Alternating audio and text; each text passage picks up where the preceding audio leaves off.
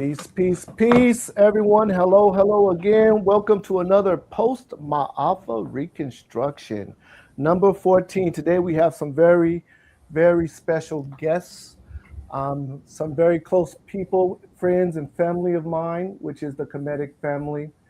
You don't always get an opportunity to choose your family, but in this case, I found the very passionate people about our ancestry, very studious people who has the goals to uplift the melanated Black community. And I am just so happy to see my friends here with us. My name is Tahuti Forever. I'm the Jati here of the shrine here in Banu, Phoenix, Arizona. I'm also the architect of MelaNation. We are here every Wednesday, live, every Wednesday, 6 p.m. Mountain Standard Time. That's Arizona time. Arizona is one of the only states that does not participate in the daylight savings. So Arizona does not participate in daylight savings. So sometimes I get that question, Shinka, what time is it in your time zone? Well, I don't know. Because we are disconnected from the rest of the country because everyone else changes their clock. And when they change, we stay the same. So if we were an hour ahead, now we're 2 hours ahead. If we were, or if they go back, if we were 3 hours behind, now we're 2 hours behind. So sometimes in the spring or the winter, we're in different time zones. But yes, we're here every Wednesday, 6 p.m. Arizona time. Miss Lizzie Woody, please introduce yourself. Greetings, everyone. This is Lizzie Woody. Can you hear me? I can. Let me mute everyone else's microphone really quick. Go ahead, Miss Lizzie. And my normal story is, I'm a longtime resident here in Phoenix, Arizona, and an advocate for us as Black folks being able to support each other, know what we're doing, sharing information, and that's kind of what I do, and I've been doing it for a long time. So, welcome, everyone. Miss Lizzie Woody is our PR public relations manager. Miss Lizzie Woody, Brother Benjamin, are you familiar with Miss Lizzie? Brother Benjamin? So, because a lot of people are very familiar with Miss Lizzie. She has been in the community for a very long time. She has been doing the work. She has a lot of different doors open because of the work that she's done in the past. She has introduced myself, MelaNation, to a lot of different Black-owned businesses. And it's very important when you have someone who is already familiar, they can introduce you in a way that you are automatically family. So she's done that position very, very, very well. Ms. Janvier, if you can please introduce yourself. Let me unmute you here. Oh, I muted myself because those puppies were running around here making noise. But I'm Marjorie MJ Janvier. Don't forget the MJ. And I am the project manager for the MelaNation App. And I have been in Arizona for a long time. I moved away to California, came back, and I kind of did that back and forth. So I got to know people there and here and make some good connections. But here I am serving now as a project manager for MelaNation App. And I am just so honored to be here in this conversation. Ashe, ashe, ashe. And on a personal note, that is my mother. So that's Queen Mother, Marjorie Janvier. I want to introduce my brother, Brother Benjamin. Oh, we're on here twice. Okay.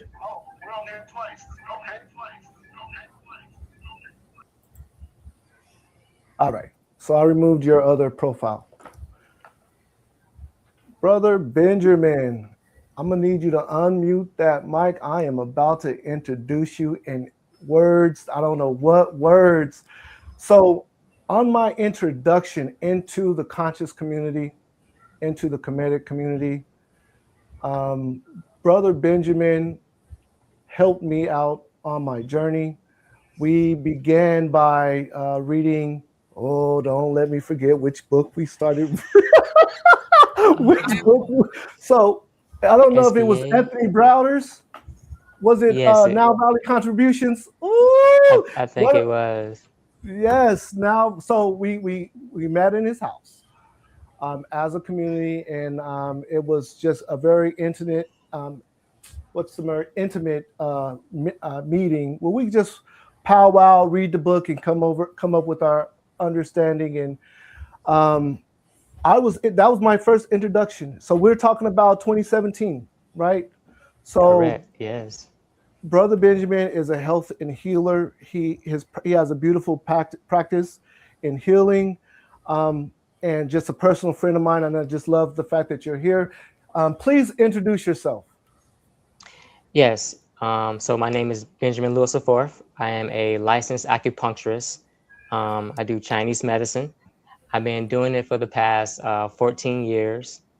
And like the brother stated, I met him doing a book study on African knowledge, African wisdom. And earlier you asked if I knew Miss Lizzie. Yes, I've met her before. Mm-hmm. And but yeah, and let's see. I currently have a practice called Optimal Royal Living, which is out in Tempe. And then I am also located in the East Valley by the Santan Mall. It is a modern acupuncture, and that location is the crossroads is Val Vista and Williamsfield Road, and that is actually a Black-owned modern acupuncture out there in Gilbert. Wow. Ashe, beautiful. So, like I said, this is a very personal session for me. The next person that I'm going to introduce here, Miss Shin Ka. She is someone who I highly respect. We are in the same Kemetic tradition through the same shrine. And she is one of the people who've taken up the mantle to move forward to make sure the Kemetic practice is done in its most professional and beautiful way. Miss Shinka, please introduce yourself. Hello, I'm Shinka Hatep, everyone. Okay. Welcome back to the committee. You, Okay. I have been a Kemetic practitioner for more than 10 years, a member of the Shrine and Ma'at for the last 6 years. I've known the Jati here, Tahuti forever, probably about that long. I've been following his work for many years. He's had a lot of endeavors, and I'm very, very proud of the things that he's been able to do. I am a certified licensed womb steamer, which is known as yoni practitioner. I'm also an end of life stage coach, also known as a death doula. I've been in the medical field for over 25 years. Uh, I work with herbs and do a lot of reading. I'm also an author. I promote Black everything, Black everything. uh, Specifically Black women, because first and foremost, I am a Black woman. So Okay. I believe in the healing of ourselves and coming into knowledge of self and being able to be self-aware, to be able to sustain yourself in this modern country and trying to figure out how to navigate, as African descendants in this modern world. Shay, welcome, welcome. Definitely happy to have you on here. So we are here. Well, let me give the audience our information here. Um, we can be found on YouTube under MelaNation App. We can be found on Facebook at MelaNation App. And for donation, you can send cash to the Cash App under $ MelaNation App. We're here to discuss with the family in reference to the direction that the company is going in. And at about 6:30, we're going to go into MelaNomics. Generally, what MelaNomics is discussing best practices with our guest speaker. So from between now and 6:30, we'll discuss the app. And if you have any questions, feel free to ask those questions directly in reference to the app. And we do have some other family members that I expect to log on pretty soon. So that being said, let me introduce our little 2-minute commercial in reference to the app so we can get people familiar with what we're actually discussing. The emergence of an inspired event is now on the move, requiring all hands on deck. You should share. We have substantially invested in a systematic approach to Black economics. Our mission is to empower and uplift our community, both online and in the physical world where birds fly. Interestingly, your monthly vote steers the direction of the company. Introducing MelaNation, a cutting-edge TV and an internet platform. It's making its way to the world stage with over 400 pages of state-of-the-art features.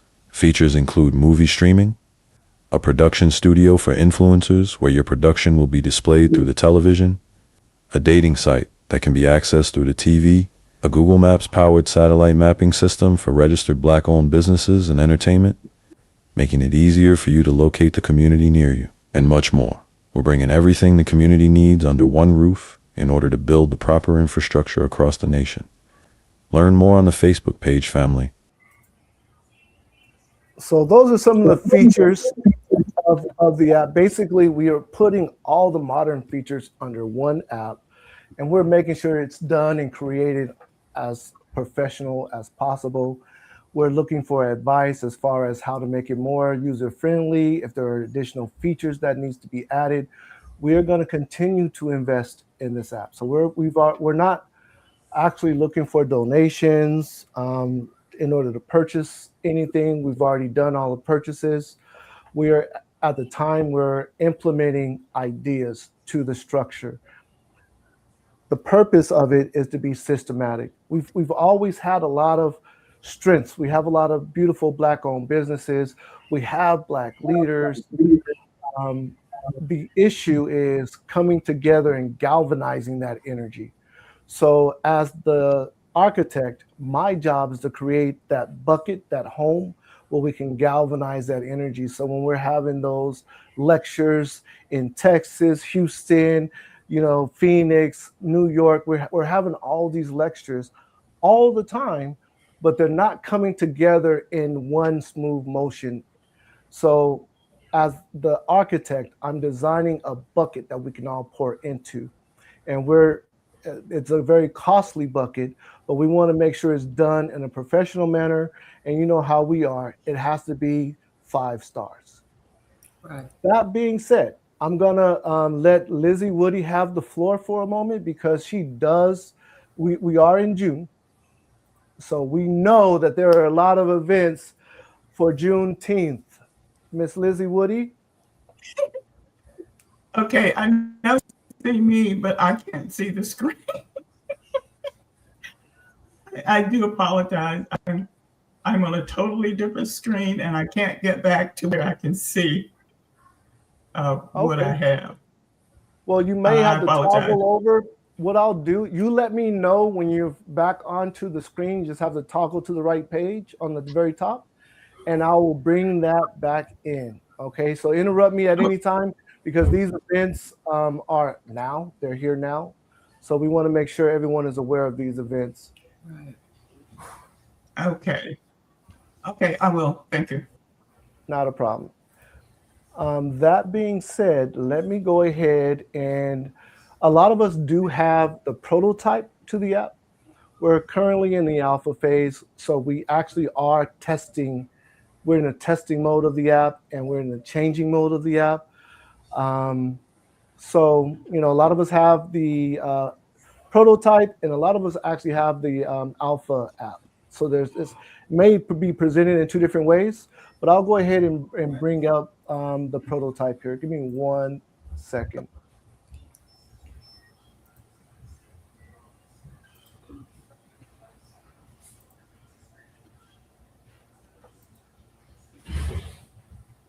So this is our prototype. See if I can make it any bigger here.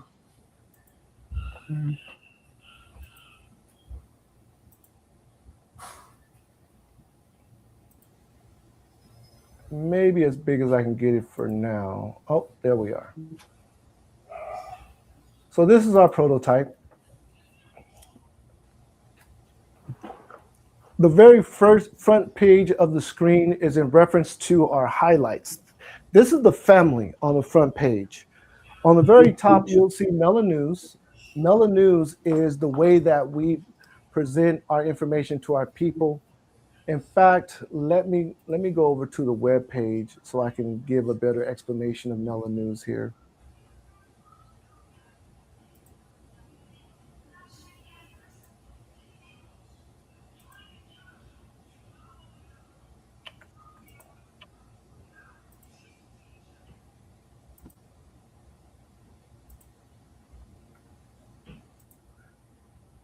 So the web page is melanation.co. Melanation.co is the name of the web page.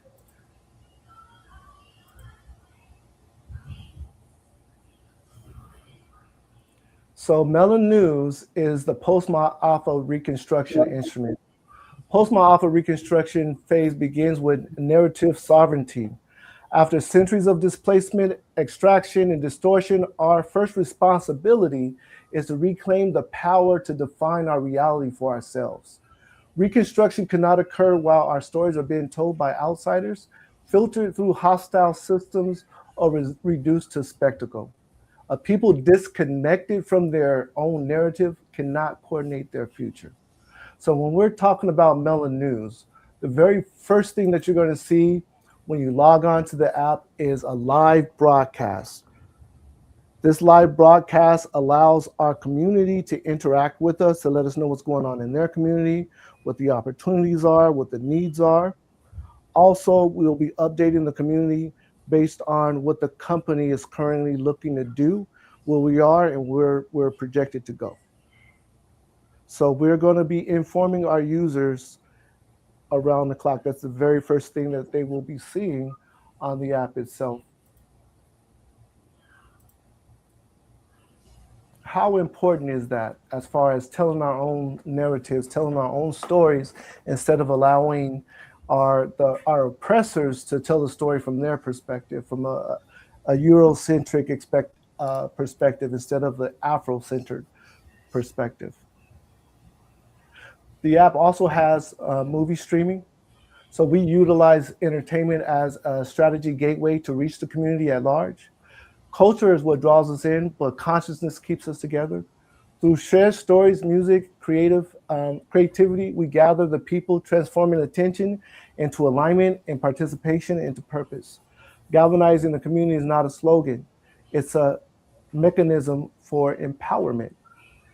So we are looking to, we have over 400 pages of features. There's over 400 pages of features, and we're going to continue to expand, adapt, and grow to the needs of our community.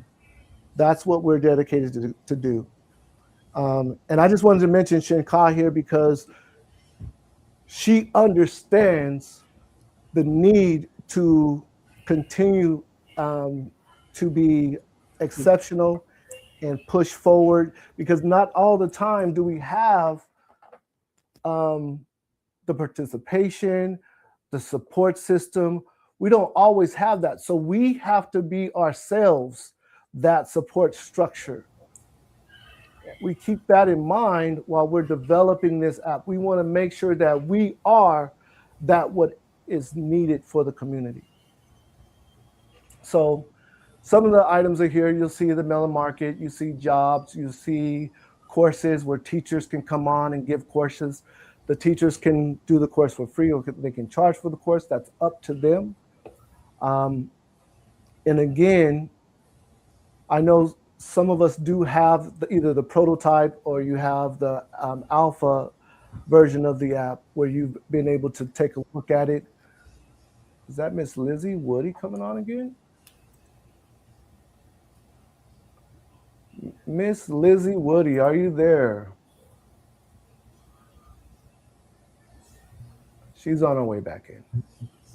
There she is. Did I make it back? Yes, indeed. I am learning. I am learning. This is all a learning phase. You know, if we're living, then we should be learning. That's how Okay. it goes. I know I didn't realize I was off from everyone. I know I didn't hear anything, but anyway, Mhm.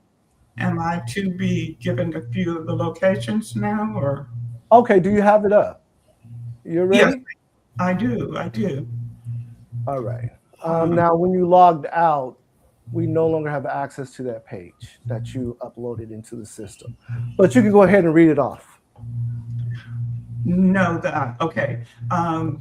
We do have Juneteenth celebration at the garden, and this is Desert Botanical Garden on June the 19th.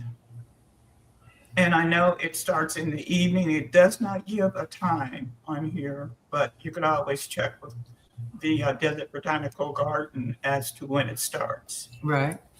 And that is 1201 North Galvin Parkway in Phoenix. Also on the 18th at the Mercados and Melodies Juneteenth celebration. That is in Avondale at the Civic Center in Avondale. It's on Thursday, June the 18th from 6:30 until 9:30 p.m. And the address is 11465 West Civic Center Drive in Avondale. And it is coordinated by the City of Avondale Parks and Recreation Department. I'll give you one more. In Tempe, Juneteenth celebration is on the 19th of June, which is Friday. Family-friendly event. And it's at the Tempe Historic Museum, which is located at 809 East Southern Avenue in Tempe. And that's hosted by the City of Tempe African American Advisory Committee.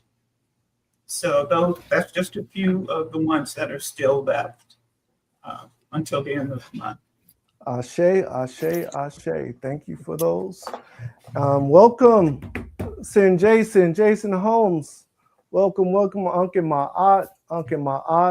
Let me give a brief introduction. I don't know if you mind me giving a little bit of personal information as well as when I introduce you. Okay, so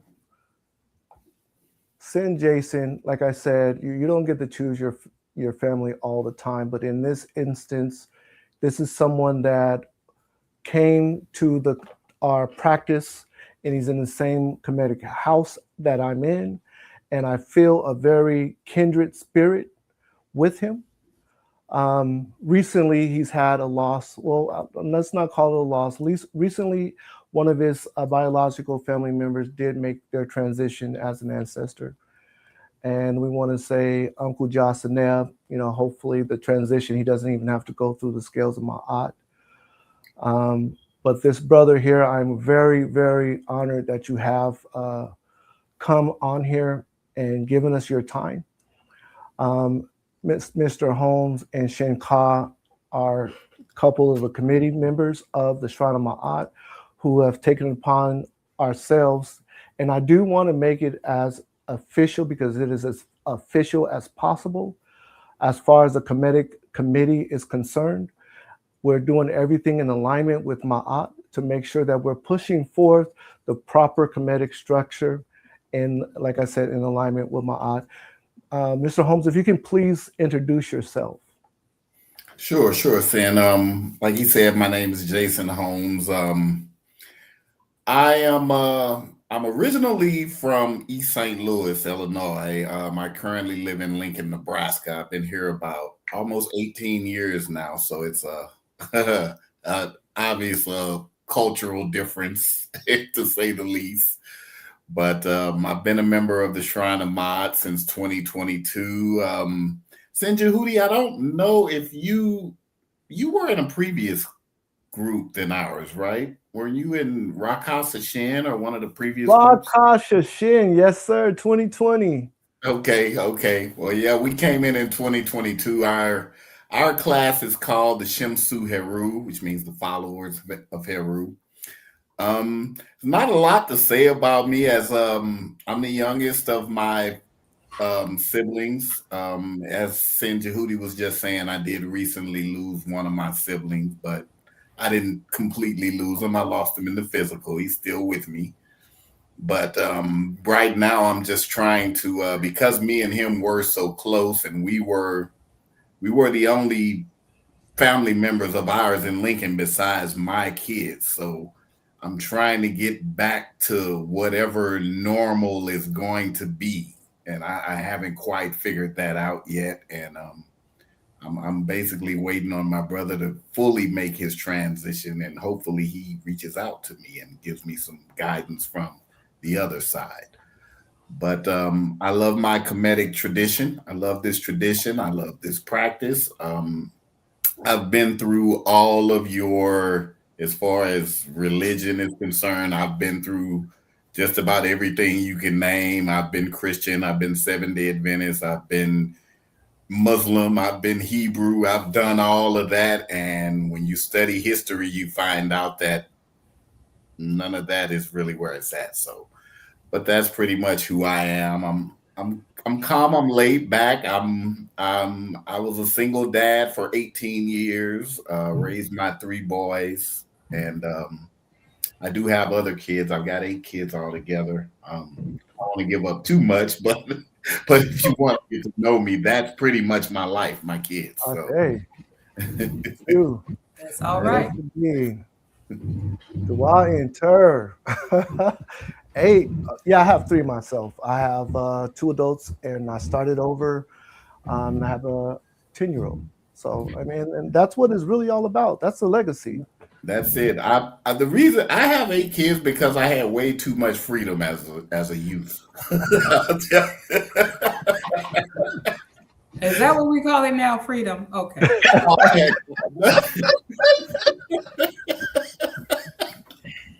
Yes, indeed. I'll use that word. Just That's okay for you. That's good. I had a lot of unsupervised time. I'll say it that way. And the TV hadn't been invented yet. Well, he I said did a lot of that too. But,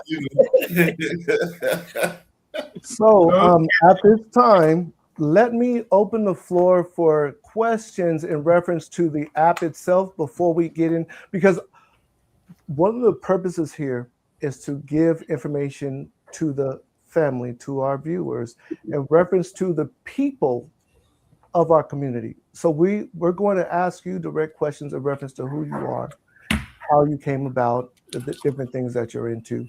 But at this point, if anyone has any questions directly to the app, I can bring up the prototype and we can view the different pages of the app. But if there's a question, let me know. Well, we know that the app is only available in the stages, the first stages, that only for the people that are following, that are in the chat. And then when will the one be available for just regular people, for everybody? So right now we're projected to launch the app September 15th of 2027. So this is a major app. This is not, and there are a lot of Black apps, right? Mm-hmm. Black apps generally focus on commerce, selling items, and social media where you're communicating with each other. We have a broader spectrum of features. So it's going to take a while longer for our app to be completed. And again, when it is complete, we're going to continue to allow it to evolve. We're not going to stop investing in it. We're going to continue to have our ear open. We're going to ask the community, what direction should we go in? And whatever the overwhelming information is, we're going to go in those directions. So this is a continuous investment. But to answer your question, September 15th of 2027 is what we're projecting to release. I can't wait for everybody to get it. It's exciting. I do have one question, Sin. Okay, the app, is it going to be, because I haven't the time is now, really learned much about it at all. Is this app, is the basis of the app like a social media platform, or is it more so like, like selling, buying, selling, and things like that? Right. So we have over 400 pages of state-of-the-art feature. So Okay. to answer your question, yes, and definitely. Yes. So the major points of the app is going to be MelaNews. MelaNews is one of the major aspects of the app. That's our foremost feature. And reason being is we're taking control of our own narrative. We're no longer going to be allowing outsiders to tell our stories. MelaNews is a location where the users of the app can communicate with us based on the events that are happening in their neighborhood and the needs of the community. And they'll also be updated on the activities of the company, MelaNation company. So that's one of the main features. Another main feature is the movies. So you can download this app to your television. So this is going to be available on Apple, Android, and through your television, where you can stream movies. Not only stream movies, you'll actually have your own account where you can upload your own created videos. We do have a studio where you can create videos, which will automatically upload to the television through your account. You can share your videos to other people who are watching through the television, similar to YouTube, where you have your own account. So you'll be able to create your own videos, and it will be automatically uploaded through your profile. There's so many different features. The answer to your question is going to be yes. And if there's something that we are going to say no to and it's needed, it will eventually also be yes. But I can talk forever about features. But what I would like to start to discuss is the actual format of the company. So MelaNation is not run by an individual person. It's run by a committee. These committee are delegates. So we have, I want to ask the question. I want to put Jason on blast, and Jason on blast. This is a question that you are not prepared for. You do not know the answer to this, but you might get it. How many delegates? This is a number. How many delegates? Okay. Anyone can answer this question. Oh, yes, exactly. Brother Benjamin, go ahead. I saw you whisper it. I just said 13. Oh, you say 13? Oh, I thought I saw said it. 13. It's not 13. All right. That's a good number, though. If anyone can guess the number, that's just bonus credit right there. There's a number that should come to mind, and that will be the number of our delegates. 14? 40. Say it again. 40. It's not 40. It's 41. Is it 7? Who said that? Me. So basically, there are 42 delegates. Oh, I was That's their 42. There are 42 laws of my yacht. All right. Yep. The 42 Declaration of Innocence. Yes, indeed. So this is completely in the spirit of our ancestors. You can't really do anything without being within the spirit of our ancestors. okay. So there are 42 delegates. These delegates come from our users. So let me switch gears to another page here so I can explain this with visual. And get rid of this video.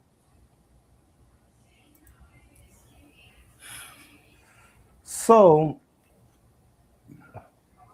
one second. Stop screen share.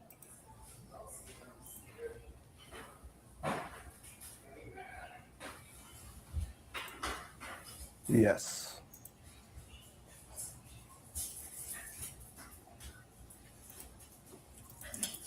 Okay. Here we are. So this is how this works. We're going to go over here to the leaderboard. The way the app works is based on activity, the activities that you have on a daily basis, you get certain points on certain actions. This allows us to know who's most active in our community, right? Let's say you put out a post. Miss Lizzie, let me share this screen really quick. Oh, I'm interfering with you.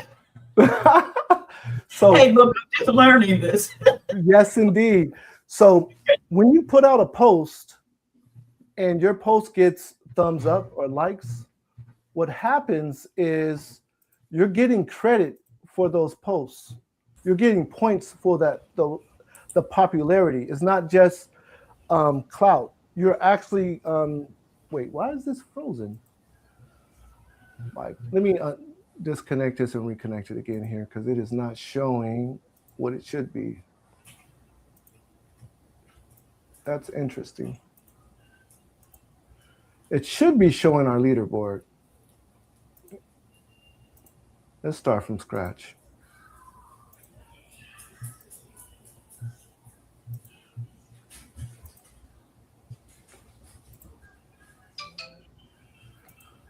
Okay, so this is the leaderboard.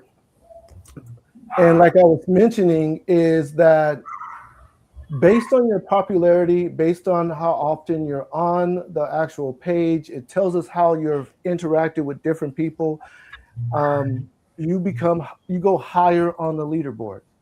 The very top 800 users, they have access to become assessors. What an assessor is, they have the ability to share the direction of the company, to change the direction of the company. They assess our leadership because our leadership needs to be held accountable. And I'm going to tell you the truth. And I was speaking to Shinka about this not too long ago, is our Hinetter and Tepi, Jabari Ozazi, is a phenomenal leader. He knows his practice. He cannot be everywhere at all times, and not all the time are we satisfied with the amount of time that we have with them, right? And I did go out to New York, and I presented Hinetter and Tepi with a presentation, first and foremost, of MelaNation, this app, the concept, the idea. We broke bread. We had a great time. And I explained to him that we are going to be looking to hold our leaders accountable. That we shouldn't be afraid to say that we need to hold our leadership accountable, right? Yeah. Because those are the people who we're depending on. And I know they definitely need us as well as we need them. So MelaNation is taking that concept and deciding, okay, we're going to take the funding to make sure our leadership have the funding and the staffing that they need to delegate and make decisions on behalf of the whole. That is the concept. So again, the very first 800 people on this leaderboard here, the top 800 will be allowed to be assessors who basically assesses our leadership. So they're going to give a status to our leaders. And there are three things that we're holding our leaders accountable to. One, they're responsible to create new streams of income. They're responsible to create job opportunities for our community. And they're responsible to create social services. So we want to also provide social services because we have a lot of people that are in need. So those are the three metrics that we're going to be gauging our leadership with. And again, there are 42 delegates. The 42 delegates are elected by the users of the app. So there's a collective board here, and then there's a prime board. The prime board is specifically for melanated users. We're separating anyone who's not melanated from the ability to change the direction of our company. So only melanated users can be assessors. Only melanated users can be delegates. And you do have to verify before you can go onto the prime board. But the app is for everyone. Everyone is welcome onto the app. Again, there's a lot of entertainment on the app where you can stream movies. You can create videos. There's dating, where you actually be able to date, use your remote control on the television, and swipe left, swipe right, see the videos, profiles. There's a lot of features, and the features are going to continue to evolve. So that's what I want to say about the app. And I've gone 10 minutes over our general time. Does anyone have any questions before we move over to the MelaNomics segment? No, I just wanted to say one unique thing with the app is that everything's right there. Facebook, YouTube, TikTok, Instagram, all those things. You don't have to go from one app to another and hop around. It's all right there, but it doesn't go by those names. It has a different name, but it's the same actions that you can take on it and do the same things. One-stop shop. Yes, indeed. So what I would like to add for our guests, I'm going to say that most of them are not members of MelaNation yet. Is that correct, Hootie? this is not true. Everyone on here is on our messenger group. And again, there's no actual membership sign up, but this is the MelaNation family. One of the things that you discuss a lot is as far as the information propagating through the community. So not a lot of this information has propagated through the community. So That's why we're here, is to give out that information and connect all the people of MelaNation. But yes, this is our MelaNation family. Okay. So my point is you to tell them how they can become a member, to join the MelaNation, that we have online, because we're starting to share more information to the members, to the communities on MelaNation, so that they can understand better what is going on as well. And I think that that's going to draw them to us once we start putting information out there, so that we could collectively understand where we're all going at the same time, if that makes sense. That makes a lot of sense. So any viewers can join or can be, let's say, connect with MelaNation on a level that you have inside information through the messenger group. Our messenger group, you can connect with us. If you're just looking to ask questions, there's several ways to ask questions. We do have our website, which is themelanation.co. You can go into the contact and you can send us a message to their email, info@melanation.co. But yes, everyone here is definitely family on multiple levels. So that being said, we do have 3 special guest speakers. And like I said, each of these speakers means something to me on a personal level. I'm going to ask a question, and if you can answer it from your perspective as an individual. But before I do that, let me touch on something that's close and dear to me, as far as the Kemetic committee. Okay, so this is going to be specifically for Shenka and Sin Jason. Can you, and like I said, the Kemetic committee, I will vouch that it is as official can get. It is something that is much needed in our community. It's a service being provided that I definitely love. It's in the first, beautiful. And this is something that I am honored to be a part of. Okay.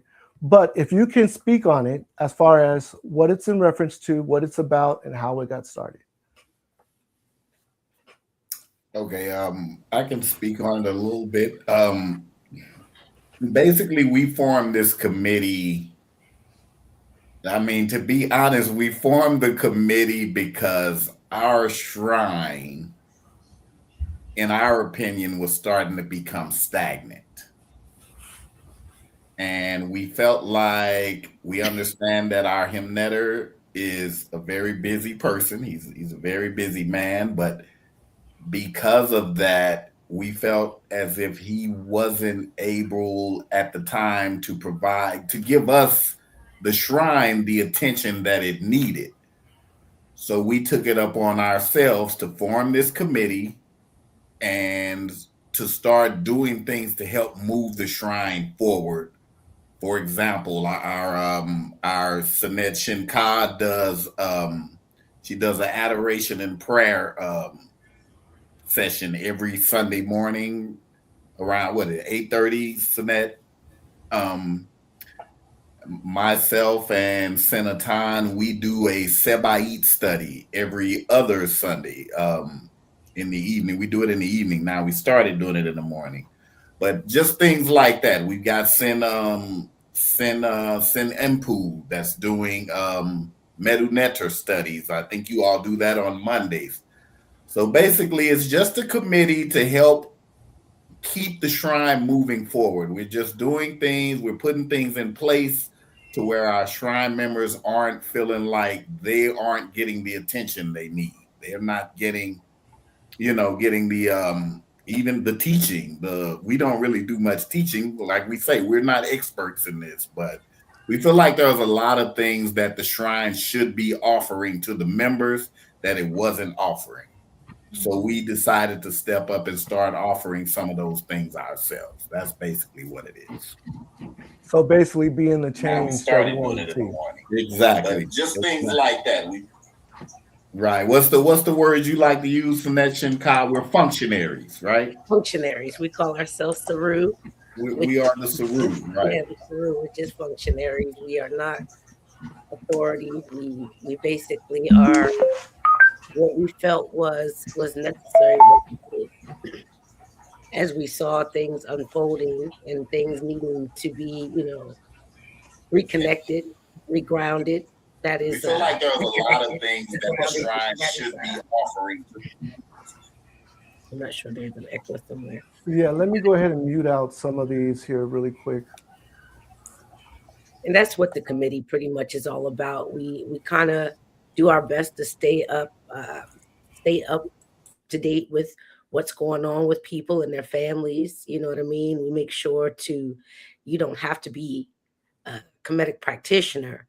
If one of our members' families are going through something, we are there for support in that nature. My brother just went through something. I can't even tell you the outpouring of our entire shrine. I mean, it was beautiful, but that's pretty much what our job. We felt the need to make sure that there was something that was going to keep it, like he said, moving forward and running and functioning, and so that people who are getting on the African spirituality journey realize that they're not on that journey alone, because it can definitely feel like a lonely path when people are coming into knowledge of self or coming into their awakenings in many different forms. Whatever your spiritual walk is, as an African descendant, you come into this knowledge, and many people around you are not coming into it with you. You are, you know what I mean? So it's also to make sure that people don't feel left behind, that they definitely have a virtual hand to hold, because we're all over. So we're supportive for each other, and we keep each other grounded and encouraged to stay on our paths. Ashe, beautiful. So we have an extra guiding hand for those who are in need. I do want to welcome Sin Adam Amin Ra, who's also part of the same committee. I haven't interacted with this person as much, but he is someone who I definitely have listened to, verbalize his perspective and different things, and I appreciate his commitment to uplifting our community. So Mr. Sin Adam Ra, if you can please introduce yourself. Uncle Mai family, can you guys hear me? Yes, sir. Two. Uncle Mai, peace and backpack. First of all, forgive me for my tardiness. Today is my son's birthday, so I got kind of tied up in finishing up with the celebration for him.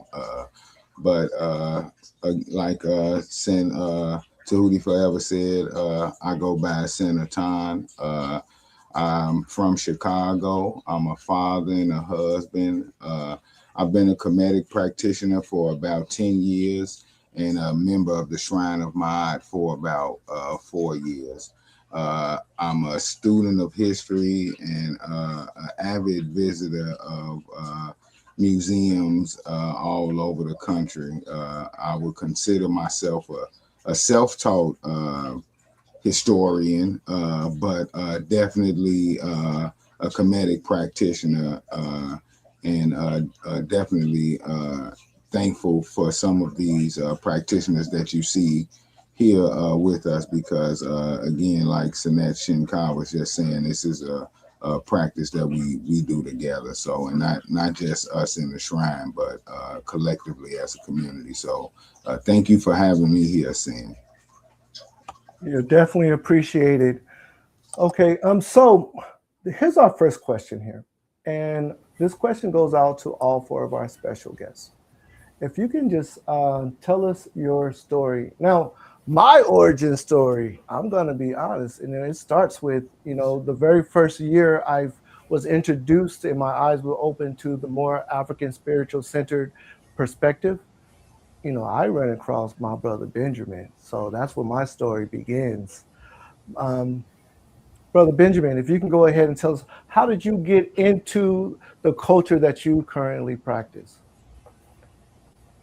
Yes, sir. So, as a child, of course, I grew up a Christian, Church of God in Christ, and that's pretty much where it all began. And then I got older, moved to Tempe, 2010, and when I moved out here from Florida to Tempe, I was still a Christian. And then my second year out here, which was 2012, let's see, no.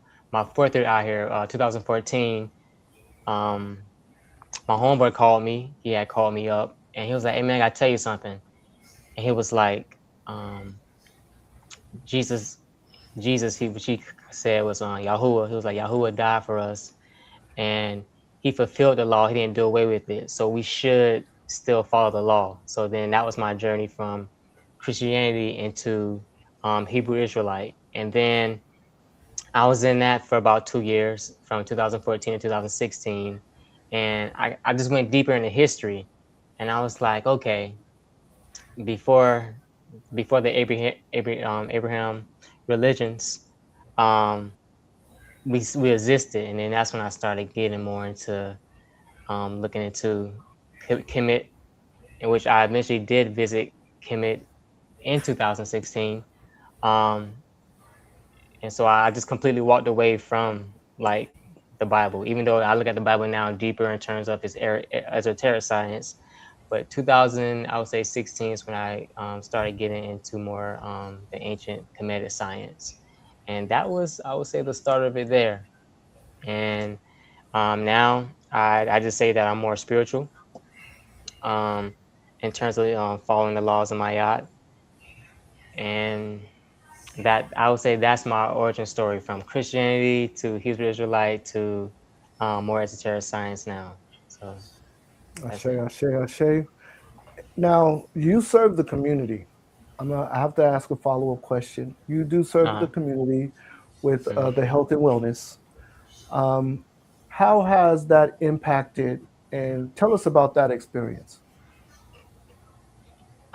Okay, let's see. So, so yeah, like I said it earlier, doing the Chinese medicine for about 14 years, and your question. So your question was again, As how? far as your practice, Yeah. because your practice affects the community. Yes. So I'm asking you how. Well, you can just tell us your experience as far Ah, as your practice. got it. Right. Got it. Okay. So in terms of how I fed the community, so my goal is pretty much to tell the people I come across that take your health into your own hands. Pretty much, you can go to the doctor and they can give you guidance, but for the most part, when I see that when people don't take their power of their health into their own hands, then they start to get hooked on pharmaceutical medications and pharmaceutical drugs. And so, what I've tend to tell people a lot is, hey, um, take your time, but slowly wean yourself off of the meat. Slowly wean yourself off of the sodas. If you are taking medications, try to ask your doctor if you could slowly get off of those and slowly get on the herbs. And I say, and whenever a doctor wants to point you towards having surgery, before doing surgery, maybe look into first going to a massage therapist to relax the muscles. Go to a chiropractor to get the body in the right alignment, and then go to an acupuncturist if you want to, so that we can like calm the nerves and calm the nervous system to help you go back into homeostasis. And then I say also, like, go to and I say for the most part, if I am talking to somebody melanated or black, go to a black practitioner. And I say, go to a black naturopath so that you can get your labs taken and that they can show you how to eat the proper diet, to eat the proper foods. And so that's what I have done in terms of trying to affect the community in a positive light, positive way.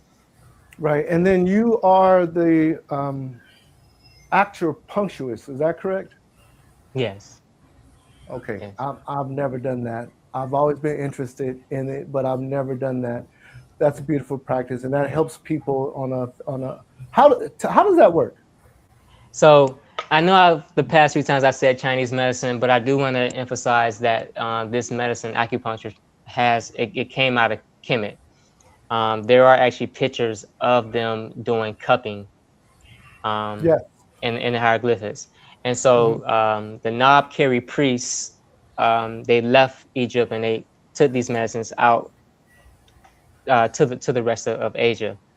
But how the medicine works is we take a small needle and we go through the skin layer and to the muscle. And on top of the muscle is the fascia, which has the nervous system. And when we tap into the fascia, we're able to send signals to the body to tell it to heal itself. So for instance, if you have pain in your shoulder, I can put needles in your ankle or your wrist because those mirror image to the shoulder. If you have a headache, I can put a few needles in your hands and feet because the hands and feet mirror image to the head. And when I put the needles in, it's going to tell the body to release norepinephrine to dilate the blood vessels. It's going to increase blood flow. It's going to tell the body to release GABA and serotonin so that can help the body to relax. And overall, it helps the body to release beta endorphins. Beta endorphins are natural painkillers, and when the body releases those, that's how the body like reduces pain in terms of when acupuncture is done. So I just like to tell patients that if you name it, we can treat it. Autoimmune diseases, infertility, ED, digestive issues, whatever it is, we can treat it. And if we add in the herbs to it, if we add herbs, because food is the true medicine. When we add herbs in addition to the acupuncture, we can heal the body quite quicker, quite faster. Ashe, beautiful, beautiful. That is. I can move on to Mr. Holmes. Sin Jason, my guy. What's your origin story? How did you get started in the culture? We're muted. Let's get unmuted here. Okay, can you hear me now? Yes, sir. Okay. All right, so growing up, I was always a very curious child. I was that kid that asked all the questions and where my mom had to constantly say, boy, shut up. And I was basically raised Christian, though my parents weren't very religious, and we were always free to choose for ourselves, myself and my siblings. I have a very diverse family when it comes to religion or spirituality. One of my brother that recently passed away, was a Moorish American, if you all know what that is. My eldest brother, who I didn't even meet until I was 11 years old, was a Hebrew Israelite. I came into, well, like I said, I was raised Christian, but we weren't very a religious family. I never really saw my parents go to church like that, but I remember that my dad could quote the Bible from front to back, just from his head. So that always, was fascinating to me. But raised as a Christian, I went to church all the time myself because I just wanted to be with my grandmother, who was devout Christian. But I didn't really care about what was going on in the church. I just wanted to be with my dear. So around the age of 11, around the age of 13, after meeting my oldest brother, who was the Hebrew Israelite, I started actually studying with him. I started studying the Hebrew tradition and, all of that. And he told me that, those Jews who with the little hats, they're not the real Jews, whatever. So I did that for about 2 years. And around the age of 15, I came into the awareness of Farrakhan through Public Enemy. I'm still a huge Public Enemy fan. I came into the awareness of Farrakhan from one verse, the follower of Farrakhan. Don't tell me that you know the man unless you hear the man, something like that. And so I started studying Islam.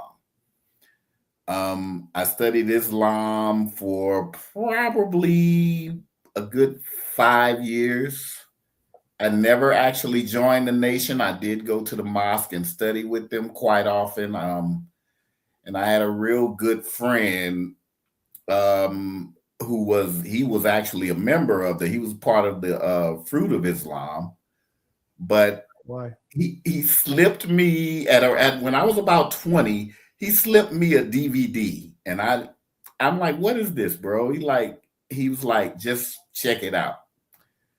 The DVD was actually I was a little older than 20 because this was like 95. So I was maybe 24. 23, 24. He slipped me a DVD. Well, no, it was a VCR tape. And the VCR tape was a man named Dr. Ray Higgins. Hey, shout out to Dr. Ray Higgins.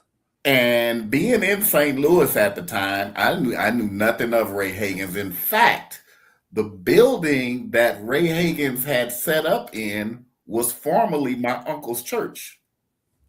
And I knew nothing of it, but I started listening to Ray. And I'm going to tell you, for the first 4 or 5 years, I was like, this dude is nuts. Like, what is he talking about? Like, Egypt wasn't black people. Those are Arabs. That was my, you know what I mean? That ain't got nothing to do with us. So it took me about a good 10 years to even really pay attention to it. But after that, I heard Dr. Ray actually tell his origin story about meeting a guy in a bookstore, and the guy was telling him, the real Jesus is a guy named Horus or whatever. Now, I was familiar with Horus, Osiris, and Isis. I didn't know much about them. But over those next few years, I'm one of those types. Once I'm interested in something, I dive fully in. I'm completely in it.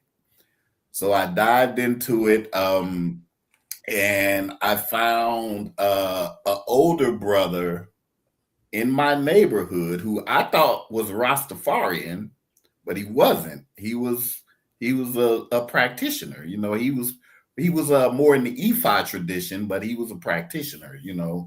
And I started going to his house on the weekends and just talking to him about it. And but what really did it for me is when I learned about the ecumenical councils, when I learned about the Council of Nicaea and all of this, and this by this time I'm in my 30s, and I'm like, you mean to tell me that there were groups of men that got together and decided what was going to be in the Bible and what people were going to believe and all of that? So my journey was a long one, but I still didn't dive fully in until maybe even 7-8 years after that. And that was actually after moving to Lincoln, Nebraska, being around all these white folks. I'm like, there's no way that we should be practicing the same spiritual system as they do, because I see their behavior, and I'll tell you, I was even married to a white woman for 14 years. 14 years, and it was in the middle of that marriage where I decided, you know what? I'm diving all the way in, and I was watching Sonetta, and I thought Sonetta was crazy too at first. I even thought Jabari was crazy. I'm like, these dudes are nuts, man. What are they talking about? But after doing my own studies, I'm a history buff myself. If I can go back at around the age of 16, I learned that my granddad was fought in World War II. And that sparked the history buff in me. So I started off studying just American history. And then I started getting into because I thought we were, listening to my brother, I thought we were the original Hebrews, which to some degree we necessarily aren't, but they were us. I'll put it like that. So I got into the history thing, and I started studying history like real heavy. And when I came into African history, no matter what history I studied about Africa, Kemet always came up. I could be studying the Zulus in South Africa. Kemet would always come up. So I'm like, what is this Kemet thing? Because the stuff I was reading didn't say Egypt. It actually said Kemet. So I'm like, let me figure this out. And then I ended up getting a book.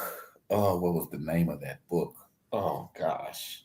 It wasn't necessarily about Kemetic practice, but it led me to really take it seriously and stop thinking everybody that talked about Kemet were crazy. But after reading that, and then I read Spirituality Before Religions. That's what really did it for me. Mm-hmm. Because is that Kaba Kamene? Yeah, that's Kaba Kamene. Okay, he was on last week.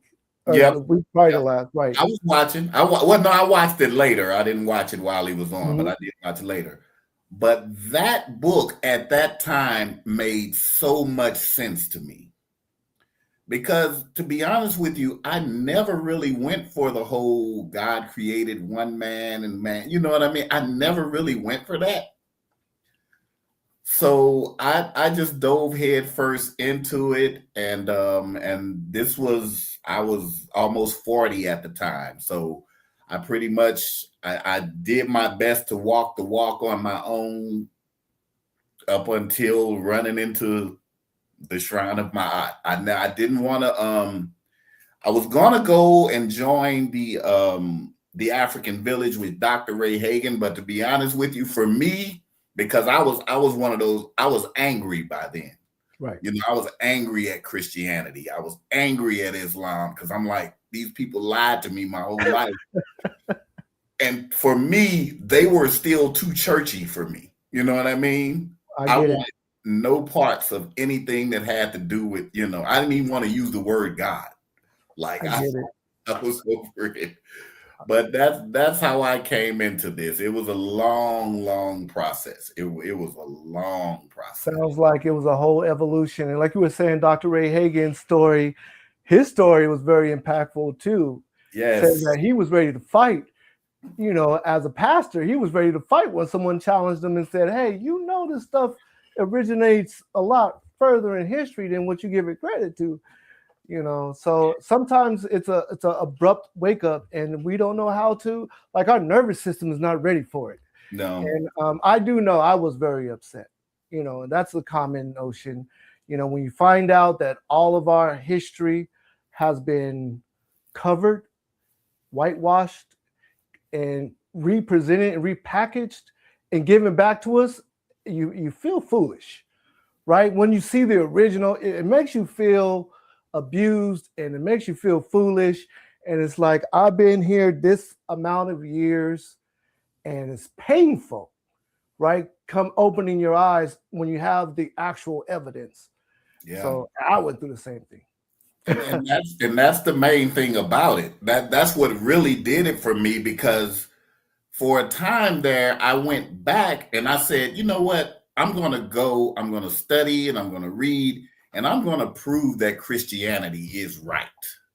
That's what really did it for me. My goal was to prove Christianity as the one true religion, and in doing that, I found Kemet, and I found that I can't find Christianity really in history beyond 2,000 years ago, or not even that long ago. Christianity itself, but even Judaism. When I started seeing the parallels between Judaism and the ancient Kemetic practices, because there's a lot of them, we don't talk about that much. There are a lot of them. That's what really made me just go all the way. Like, yeah, I'm done. You know. Yep. Dua. Sinet Shenka, can you tell us your superhero origin story? Well, mine is not as extensive as that. The problem with me is I've always asked a lot of questions too. I've never been the following type of person, even from a little kid. Well, if it don't make dollars, it ain't gonna make sense. And I don't mean it physically as far as money, but it's got to add up. Even if I'm a little kid, it's got to add up. You can't just feed me rice and tell me I'm eating cake. You know, it won't work. I'll never forget going to Sunday school. Now, I grew up around a Christian family. My family wasn't all devout Christian, but majority, like my aunts and things like that, they were. So I spent a lot of time in the church and Sunday school, and I didn't really have a lot of exposure to Black culture, at least historical Black culture, African culture. I live in Virginia, right outside of DMV, right outside of DC. They call it the DMV. So our Blackness was afros. During that time, my parents, they would wear afro, but they didn't have any knowledge. You couldn't ask any of my parents who someone like Henry Clark was or anything like that. They wouldn't know any of those folks, you know what I mean? But they would know about the Panthers and they would know about Malcolm X, just your basic stories. So I'll never forget in Sunday school asking the Sunday school teacher, well, if Jesus died for our sins, why are we born in sin then? It's all taken care of, right? Don't add up. And the only thing that people, especially this one, is it's in the Bible. The Bible says, said, well, didn't a man write the Bible? I'm 5 years old. And they don't want to hear these challenging questions. So without being able to give a tangible or legitimate answer, I've always had questions. I didn't hop from spirituality to spirituality. Not, nothing wrong with that. When you're on a journey to find self, you walk through a bunch of doors. But for me, I didn't first pick up a book. I bought a journal. And here's the same journal I'm talking about. If you can see it. It says the Book of Questions and Answers. So I dedicated myself to finding the answers to I'll show you the book again. This is an old leather journal. It started out with a picture of me and it says Life School, the Book of Questions and Answers. This book is over 20 years old. And it's questions of things that I would vow to find the answers to. And that's what I did. And I didn't know at the time that I was going to go on a journey to find myself, because that's typically what we all do. It's self-discovery. I remember being a little girl and one of my mom's friends, I had no idea what Kemet was. And like St. Jason said, Egyptians, that's Arabian or, things like that to me. All I can remember as a kid is walk like an Egyptian. I don't know if y'all remember that song, so but I remember my mom had a friend and I think he was in with the Black Panther Party. I used to think I was a ninja. Never took a karate class. Never, but I grew up doing my own version of karate. So I thought I was a ninja as a kid. Well, this guy would be in my basement. He would come and spend time and stay in our basement. And he would be doing all these moves. I'd be on the stairs peeking around the corner, telling myself, that's my ninja master. I'm mimicking his move. I didn't know he was doing Kemetic yoga. I had no idea what any of that stuff was. So years down the line of me starting this book and finding those answers and looking for myself, eventually you notice that when you're looking for your people, they're looking for you too, even if you don't know it or they don't know it. I had gone down a rabbit hole, and what I found was some craziness, like he said. I didn't realize that there were so many Black folks who would fall for anything. Now, that's not judgmental, but it also made sense, because when you are stripped of your history, it's easy to fall for anything. You find yourselves finding the Malachi Z. Yorks, no offense, but crazy stuff to me. People that fall for will just follow another human being and put them on some kind of God stool. It just amazed me how people of my color, I didn't know that we existed, that fell for those types of things, or that joined cults and things like that. And it became scary. I wanted to know more, but not join. I just was like, this is some crazy mess, like, for real? Black folks that do this? Cults to me were like the Jim Jones and stuff. I didn't know that Black people did those things as well. So it kept me looking. And lo and behold, one day I came across a video of a little young dude talking mess on the stoop. And it's the man that you all mentioned in the beginning. That's Jamar Milton. Right. This dude, and excuse my French, I'm like, what is he talking? And I'm listening to him, and he's just going ham, sitting on the porch, just talking, talking stuff. And then I start, looking, book of questions and answers. So I'm writing down some stuff so I can go find these answers. And I'm like, wow, okay, this is information that I had not heard of. So I started digging. And what led me mostly to Kemet is that when you remove the religious aspect, the principles of Ma'at, the virtues of Ma'at, they have not been changed since its creation. And I think that comes out of Ptah-hotep, maximum of Ptah-hotep. Might even be Amino-Mep. Don't quote me on that, but it's definitely one of the instructions. Because those principles have been unchanged. And when you look at history, as far as we can confirm and prove to this date, the first person that ever existed was a Black person. I'm a Black person. So that's where I went, to where I could find the first concepts of morality. And I know that it existed. Kemet, there were concepts of morality before that. Kemet is kind of like DC, a mixing bowl of different Africans that came and brought their concepts. And so to me, it removed the religion part. It removed the tie back of it. It just became a moral code that's almost like natural, that doesn't have to be taught. Everybody knows moral code. Your DNA knows moral code. And for me, getting into that information is what resonated with me. It took away all of the fantasy, the pennies from heaven, and the different things. I would watch Black folks try to find, let's say you go to find looking for a job. I would watch Black people I know, even my own family members, go out to get on the bus, scrape up change to get on the bus every day to go find a job. 20 interviews. And out of 20 interviews, one of those 20 called and offered them the job. What's the first thing that they said? Thank you, Jesus. Not giving the account that you got your behind up, you scrapped your change together, you did whatever it took for you to get out there to get that job. But you are giving credit to an outside entity.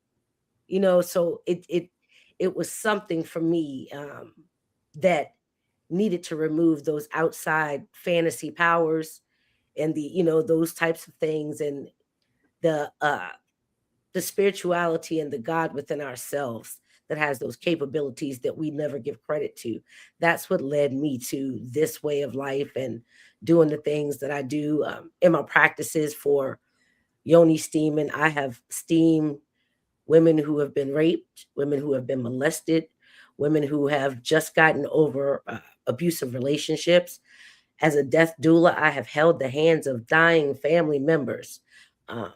allowing other family members to have space and to be able to take the time that they needed to fall apart. And it's not easy, but it's something that I've always done, even as a child. So it only made sense to be certified in it. And I think that it helps the sting of the modern life that we live in to be able to comfort people in their darkest times. So that's, as far as my practices go, that's what I do. And as far as the journal books, I wasn't into that before, but it started right here with this little leather journal of questions and answers. Ashe. Dua. What I wanted to mention, Kemet is definitely a cultural shock. It always comes off as a cultural shock, but this is what I want to bring up, is the fact that the reason behind it, this information was buried for a very long time. It was something that was removed from us in ancient times, and then they continue to remove our culture, after the transatlantic slave trade. So they did everything to remove our ancestry from us, our tongues, our minds, and put us in a Eurocentric mindset. So, it's an unfortunate situation, but that's a mindset that can't exist when you're, coming into your awakening. It's going to come as a cultural shock. And I don't know how many times I've run across the information growing up, which it was just something I couldn't even see. It might have been right in front of me and I wouldn't even recognize it, or I'll write it off, because of where I was at in my head but the thing is this is something that was done to us in a systematic way. So I just wanted to bring that aspect up. But dua for your testimony.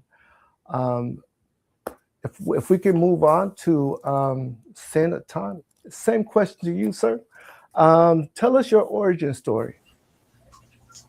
I would say that my origin story is similar to the ones that I've heard right tonight. It's a story of how I look at it as self-discovery, right? Like, I think one of the things that I've heard described here is about how we recognize something intuitive inside of us, but just don't have that level of understanding yet. And I think one of the important things that we should know is that, it takes time in order to get to that understanding. So I think life and reality kind of plays out like that for a reason, right? You have to go through the experience of life in order to be able to understand what's really kind of been in front of you the whole time. But my story is similar to everyone else's. I started at a young age. I didn't grow up in a family that was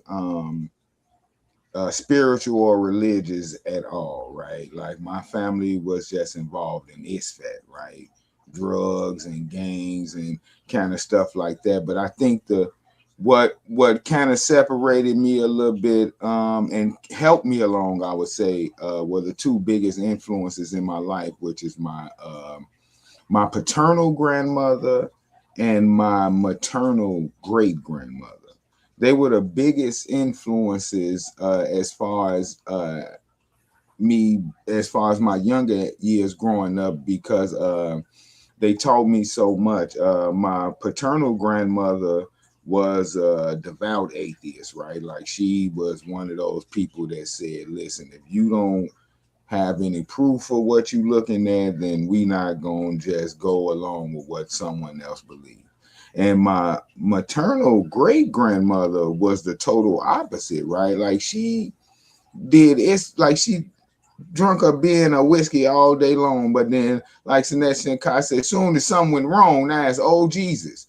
But dear, you ain't thought about Jesus all week until they just came around here and asked for the rent money. So it was a perspective for me that was, kind of interesting. It kind of made me view spirituality and the relationship with the creative force in a particular way. It always made me think that things need to be questioned, but then not only that,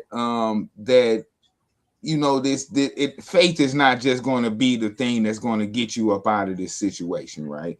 And so through my younger years, what really sparked it for me is really was my interest in astronomy, right? Like I was interested in astronomy as a young child, and during one of my stays in a juvenile detention center, some people recognized that I had, some intelligence, and they would give me books, and they would go to the libraries and give me books and help me to develop my understanding of certain things. And it was that interest in astrology that led me to my study of Freemasonry and stuff, right? Like as a young age, I wasn't into religion or anything like that at all. Again, I was taught to question everything. So I had more of a mindset of atheism at 15, 16 years old. But so I was introduced to Freemasonry. And for a long time, my study was, more along the occult line of things, right? Just looking at esoteric things, but not even necessarily from a spiritual standpoint, but more so from, I would say, the point that that the Freemasons understand it from a European standpoint of it, right? So throughout my life, I've been blessed to be able to run across and be introduced to some individuals who, with no extra skills or extra skill sets or anything like that, who helped me to come to an understanding of who I am. And by that I mean, so for instance, during my last and final stay in prison, I met a brother who introduced me to deep esoteric thought, right? Like he was a Freemason, and he introduced me because at this point in my life, I had done so much study on so many subjects that it kind of introduced me to the deeper underlying philosophical meanings of Freemasonry and things like that.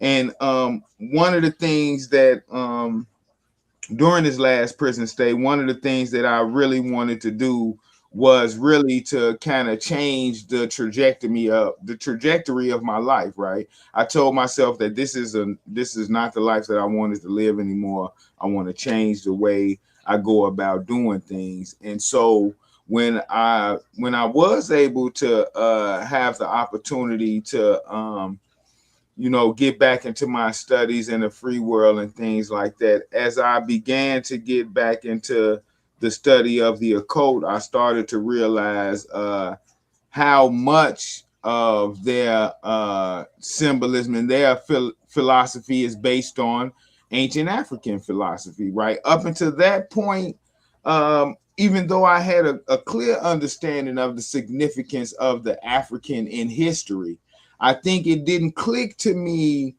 until I started to realize kind of like who I really was and my potential, right? Like I had to kind of make the connection and understand that, these things are actually possible by people just like me, right? Like it don't take a super saiyan. We don't need a super saiyan to do this, but it just takes a person with morals, character, value, and things of that nature in order to, live a life in mind and truth. And so when I realized that's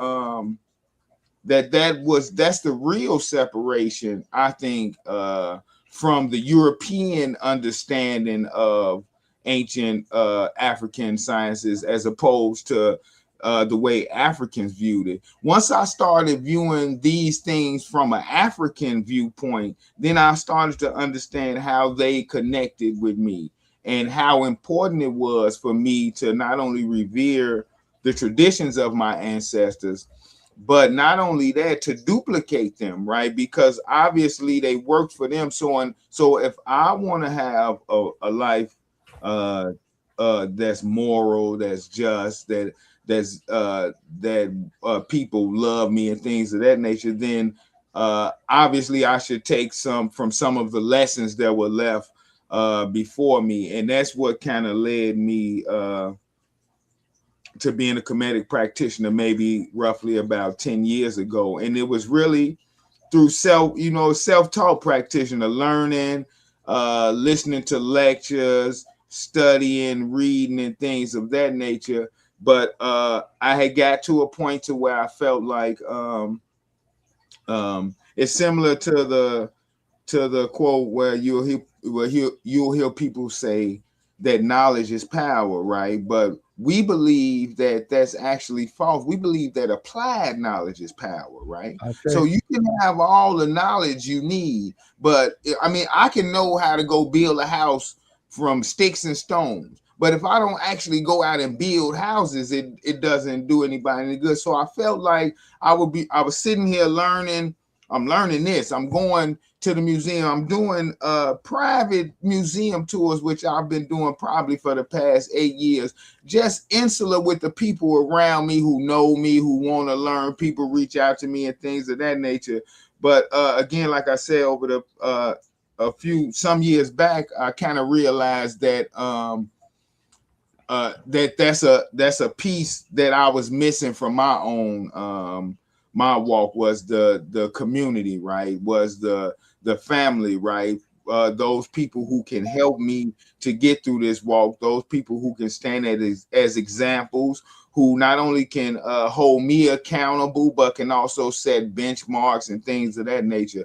And I think for me, that has really made the difference in my walk as a Kemetic practitioner, was being able to join a shrine of like-minded individuals where we can kind of make sense of this, together, right? Again, like I say, where we are able to look at these concepts and be able to come to an understanding of how we can apply these concepts in our everyday life, because this is the most important thing for us as Kemetic practitioners, right? Is how do we apply the moral, ethical, economical, the community code that Africans were able to practice for, and at least if we're just talking about Kemet, at least 3,000 years that they were able to sustain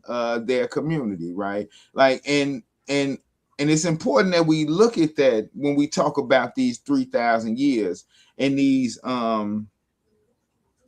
dynasties, because what we're really talking about are family groups, right? So when we think about this, right, if you think about a plan that's being passed down from grandfather to son to grandson to great grandson, these things require an extremely, acute ability to plan economically, in a number of different ways, right? That you can, that you have to think about how you would have to, plan this out in order to make sure that the goals are reached way past from, and you have to think about the foresight of these Africans, because they're planning for things that are going to be happening way past their death, right? We talking about, I'm planning for things that's going to happen after my grandkids die. So it's important for us to be able to look at that example and use that as a benchmark. And so, again, for me, that's kind of how my journey has been. It's been like a full circle look in a mirror, right? Like I said, it's more of coming to an understanding of what I always knew, but just not having the experience or the level of understanding to kind of make sense of it. And so at this point in my life, that's what I'm doing, right? Trying to do the best that I can to uphold a moral code, an ethical code, to be a man of my word, to live in my odds, so that I can be an ancestor, in a sense that when I die, my children love me and they continue to hold dear the values that I gave them to the point that they will continue those legacies. And then not only that, so that I will be in the embrace of my ancestors that I love and miss so much. Those are the goals that I think are most important to me. So that's been my journey in life. Dua. You spoke very elegantly, and you mentioned so many topics. Like, I just wanted to go in and ask so many questions about some of the topics that you mentioned. And I do know that on your own, you've provided services as far as because I've heard through the grapevine that you were taking people to different museums and different things, and you showed, you were able to give those insights to the different people there. Can you tell us a little bit about that? Well, for the past 10 years, I've been doing tours at museums here in Chicago. Again, it's mostly with family, friends, some outside community members, but it's something that's going to be more public and broadcast here in the upcoming time. But there are two major museums in the city of Chicago that I visit. One is the Institute for the Study of Ancient Culture, which was formerly known as the Oriental Institute, which we can argue is the home and a birthplace of European Egyptology. Not only that, this museum houses some of the most important artifacts in African history, just sitting there haphazardly, and a lot of people don't know about them. So I like to make sure that people who are in Chicago, from Chicago, they come visit here. I make sure that we go to the Oriental Institute and look at some of these artifacts. One of those artifacts, or the artifact that I'm actually mentioning, is the Custal incense burner. And that incense burner is an extremely important part of African culture, especially when you talk about Kemetic culture, because this artifact proves that the culture that the ancient Kemetics, or quote unquote Egyptians, practice was given to them from their ancestors in the South. And so this is extremely important because we know that Egyptologists like to put Egypt in the Middle East as opposed to being in Africa. And it's important that we know about this because, and especially in this artifact, because this artifact was hidden from the public for so many years, right? Like they hid it. They knew what they had and they hid it. And only after the person that found it passed away, there was a fight in order for it to be able to be put on display. Right. And now it's on display, but people don't necessarily understand the significance of it when you see it, because most people will walk past it. And also, just quickly, there's another museum, the Field Museum in Chicago is an extremely important museum as well, because it houses parts of the 5th dynasty, Nasut Unas. It holds part of his pyramid, or his Merkut inside, which actually contain parts of the pyramid text, which is some of the text where some of the origin text for Christianity. They have a recreation of his tomb, which is awesome. And definitely, if you ever in Chicago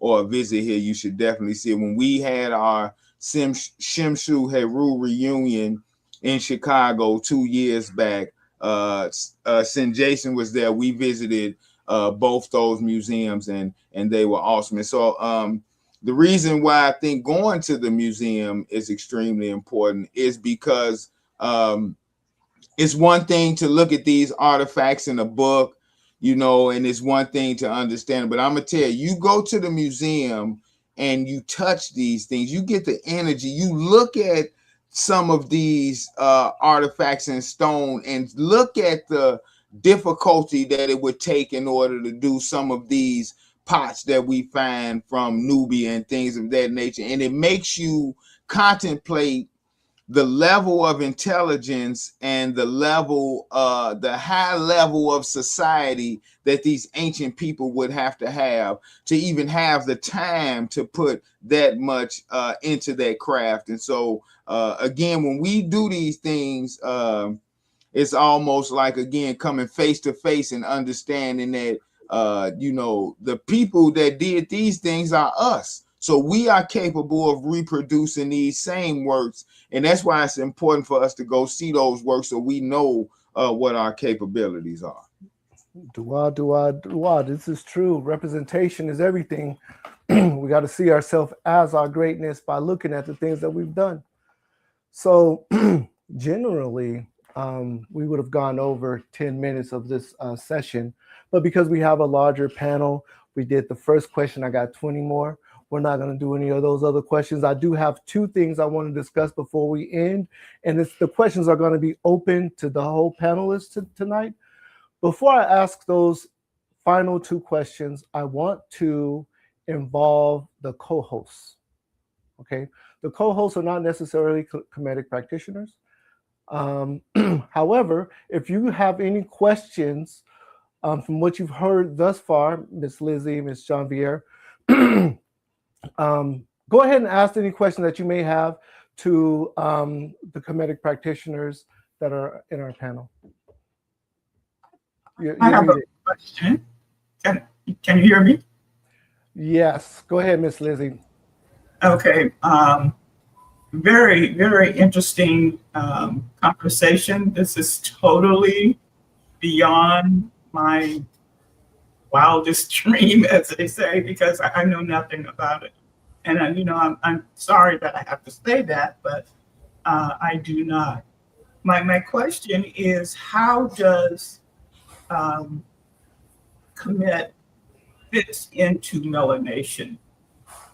How does that mesh? Well, that sounds like a question I might have to answer myself. So we are, because of our ancestors, we are our ancestors. And like Senator Atan said, we have to see our greatness. Seeing our greatness and a fulfillment of what our ancestors put forth.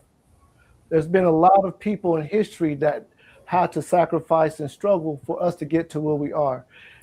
One of the things that I've heard, a common theme that everyone spoke about in their origin story, one, I've found out, the time frame is within a couple of years of each other, right? And I thought that was amazing, right?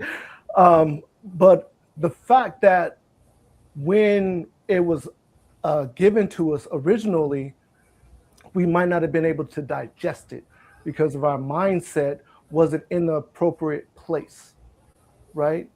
So MelaNation is in reference to bringing forth Sankofa, right? Remember Sankofa? So everything that's part of us to who we are, our core goes all the way back through our history. It's in our genes, it's in our DNA. We've got very powerful people here on this panel today. We got the doula, we got the healer, we got Senator, he's giving the information through the museums. And these are different ways to address our culture and our power and our greatness. And that's what MelaNation is all about, is putting forth that greatness. So by looking at the panelists here, that just shows the power that we have. And I'm just so appreciative that everyone is here on the panel, right? And it's not something that's done sporadically. This is something that was meant, right? This is something that everyone here has done their work, and they've shown up because they have something to offer.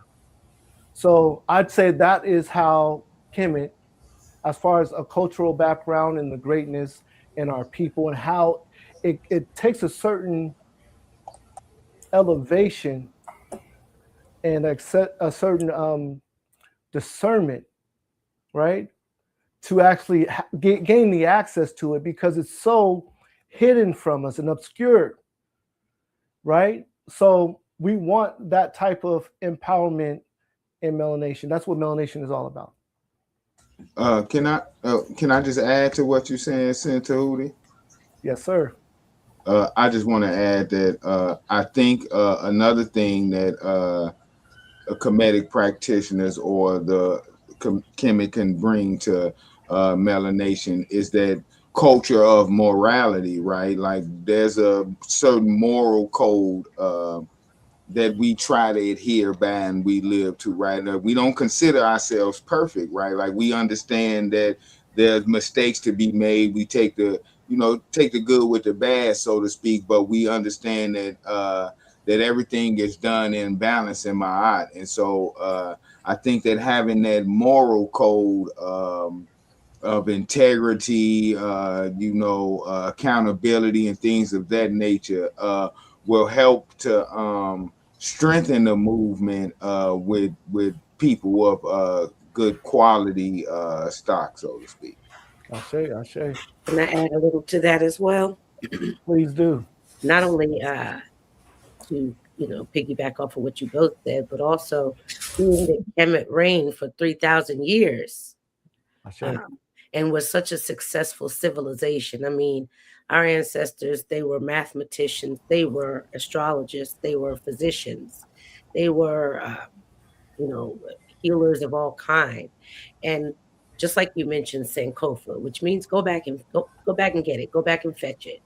If we are to create MelaNation app, for it to go the distance and for it to be able to reach so many Black folks, African descendants across this country, across the world, eventually, it is important that we incorporate, while doing that, while building something like that, incorporate something from our ancient ancestors that shows the success. You know what I mean? There's a lot of recent African failures you could look at, but you would want to emphasize on the success, especially of our ancient culture. So to bring those concepts into modern day time, and again, we're talking about a culture that succeeded for 3,000 years. What better way to grow something such as melanation? Not only the key word melanation, so these are African descendants that are now going to be bringing ancient concepts into this modern time so that it too can be an empire that reigns for thousands of years. Right. That being said, the most successful people on the planet who, just basically bum rushed the planet and took it over and enslaved us, their success came out of understanding Kemet and taking advantage of our culture and feeding it back to us. Right. So it is a tool of empowerment, and we're just taking it back for ourselves. And Jason, if you want to touch on the subject. Well, I would just say that, like you just said, their success was based on our history. Like even in their colleges and universities now, you're getting a repackaged version of our history in many cases. Our history, I mean, especially the Kemetic people, you got to think 3,000 years. What did it take to maintain a society for that long?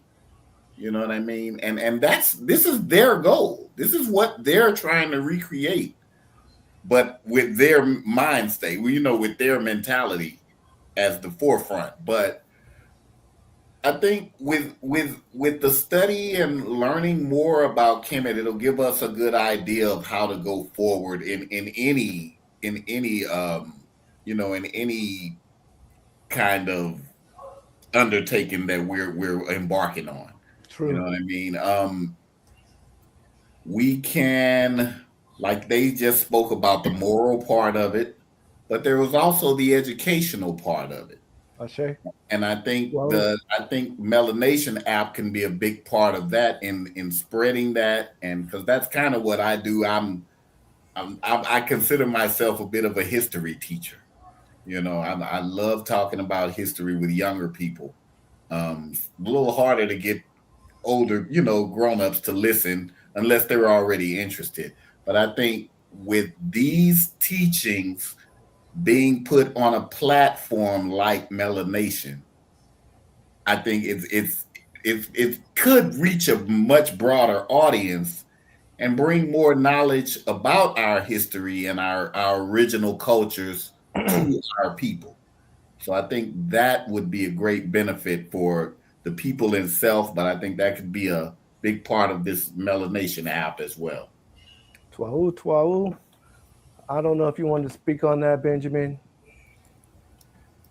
Yeah, I do want to say something real quick. So when I think about Kemet, I think about the golden age. And when I think about the golden age, I think about high technology that flow with nature.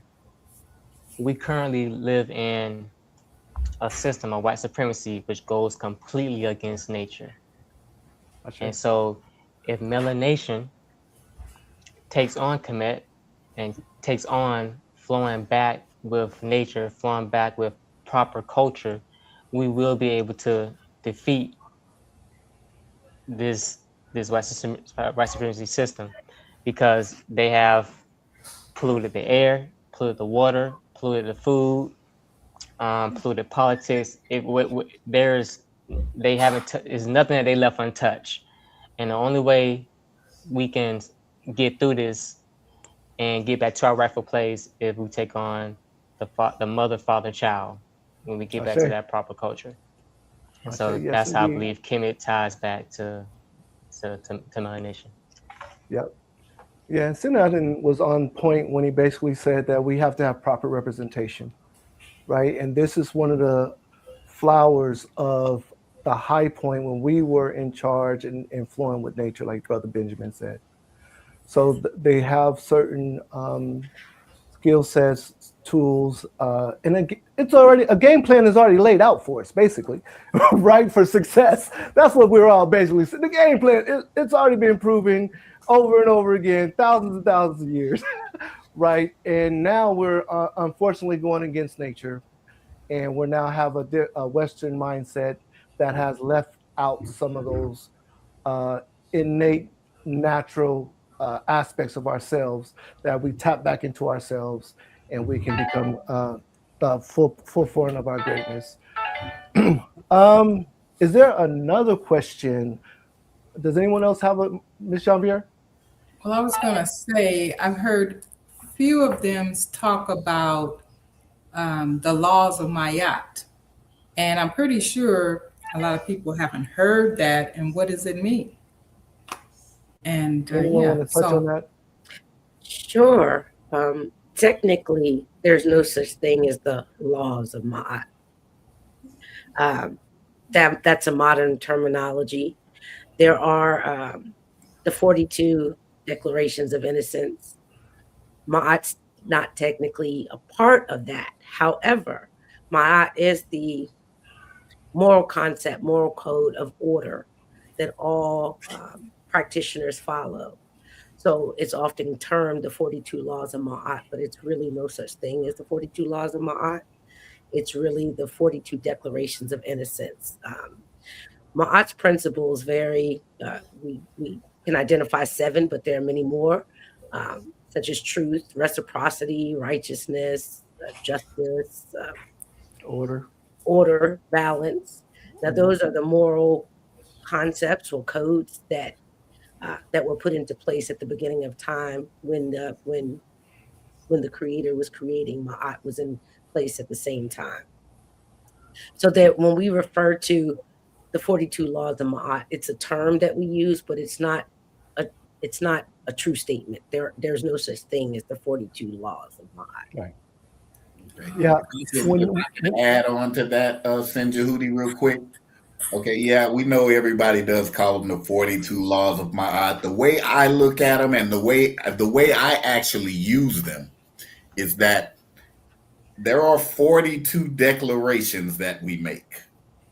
So what I do is in the morning, I state those declarations. But in the morning, I say, I will not do these particular things. And then when I'm getting ready to go to bed at night after I perform my rituals and whatever, I would like to state those declarations and say I have not. Now, of course, we're all human. There's no way we're going to be able to say we have not done all 42 things every day. However, that is the goal, is to make it through your day and not commit any of those transgressions. So I think people get that mixed up, but that's how I use them. Right.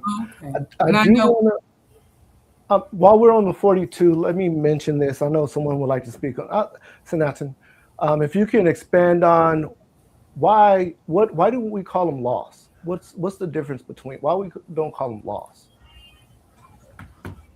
I think the biggest difference in why they're not referred to as laws is because a law is something that's given to you that you have to follow. It's something that's authoritative by someone outside of you. We refer to them as negative confessions in the sense that we take responsibility for them, right? Like these are moral and ethical codes that we take responsibility for living by. So like Jason said, again, we know we're not perfect, but we begin with doing our best to try not to do these things. But at the end of the day, if we have done these things, then we understand that we have to do what's called Saruj Ma'at and balance the scales, right? We have to do we understand that that we're not good all the time, and that there is some bad in people, if you won't necessarily call it bad, but we wouldn't call it bad, just the opposite, right? And so again, as Senator Hootie was saying, the biggest difference in not calling them laws is your ability to take responsibility for them yourselves, right? Like this is you are your own judge, right? This is what the ancestors teach, right? Like when it comes down to judgment time and to make confession about the things that you have done, you have to look in the mirror and reconcile with yourself. And so this is it sounds mundane, but in action and practice is something that can be difficult, but at the same time revealing. And so having that aspect of it to where you take ownership of it is the big difference. And one of the things that we want to remember too is that this moral and ethical code, we can argue, later became the moral and ethical code for Christianity, known as the Ten Commandments. But even that's a conversation for another day. But again, that's a way that you can look at it. It's a moral and ethical code that you take responsibility for, as opposed to the Ten Commandments where the law is given to you. Sure. Yeah, and I was going to say, when I first heard it, I thought of the Ten Commandments. Then I found out it was in the pyramids before the Ten Commandments was given. And then you can see how the world has taken things that melanated people have done and changed it around and say they're the ones who did it. And so when I saw that, I'm like, wow, how did that happen? It says, thou shalt not kill in the Bible. And then the 42 laws of Mayat say, I will not, right? Right. If I can say real quick, that's the difference is in that wording right there. That's where the difference lies. With Ma'at, you're responsible. There's no thou shalt not, or there's no one telling you can't do these things. You have to take it up on yourself and put it in your heart that you don't want to do these things. Mm-hmm. I think that's the biggest difference there. And not only with the Ten Commandments, but you can find those declarations in the Code of Hammurabi. You can find just about any earlier moral codes you can come across, especially out of what they call the Middle Eastern world, you can find and they all got it from Ma'at. They all did. There's no doubt about it. Tuau. I have a question. Go ahead. Okay, since I'm not a practitioner of Ma'at or Kemet, how does, what my thoughts and ideas are, how does that fit in? How are they judged? Ooh, that's a deep one. That's a deep one there. That's a really Well, good. so repeat that. I don't think I heard very well. She's asking, so she has a spirit, right? And her spirit has its own ways of doing things, thoughts, ideas, concepts. And she's saying, how do you weigh these things? Well, in my mind, I would think that everything has a science to it, your spirit, the world, everything. And so it's on a level of doing things that you are supposed to do the way it's supposed to be done. Everybody is supposed to follow that. I don't know if that makes sense. I would say, in the way I would view it, through my understanding, is that spirit is a reflection of yourself, right? So with that reflection, again, that weighing is more of a reconciliation, so to speak, right? Because like we just said, what the African ancestor said is that you will be your own judge in the end. So not only do you judge spirit, but spirit judges you as well. And both of these are aspects of yourself that are on two different ends of the scale. And so if we look at the concept of the judgment scene, where your heart is weighed against the feather of Ma'at in truth, we understand that the essence of that heart, that unseen spirit, kind of lies within that judgment as well. Because again, because you're judging yourself, and that essence is in that ob, or in that heart, the core values of who you are, so to speak, is what's being judged as a totality, if that makes sense. So when you said that, about the heart and the feather, your heart tells on you, right? Exactly. Right. I mean, you can also look at it like, you don't have to be a Kemetic practitioner to realize that it's something I always talk about. At the end of the day, when you lay your head down on that pillow, are you okay with who you are? And the person next to you don't have to be okay with you. Your family don't have to be okay with you, but are you okay with who you are? Because you might not get an opportunity to open your eyes the next day. And if you do, you have to make it right.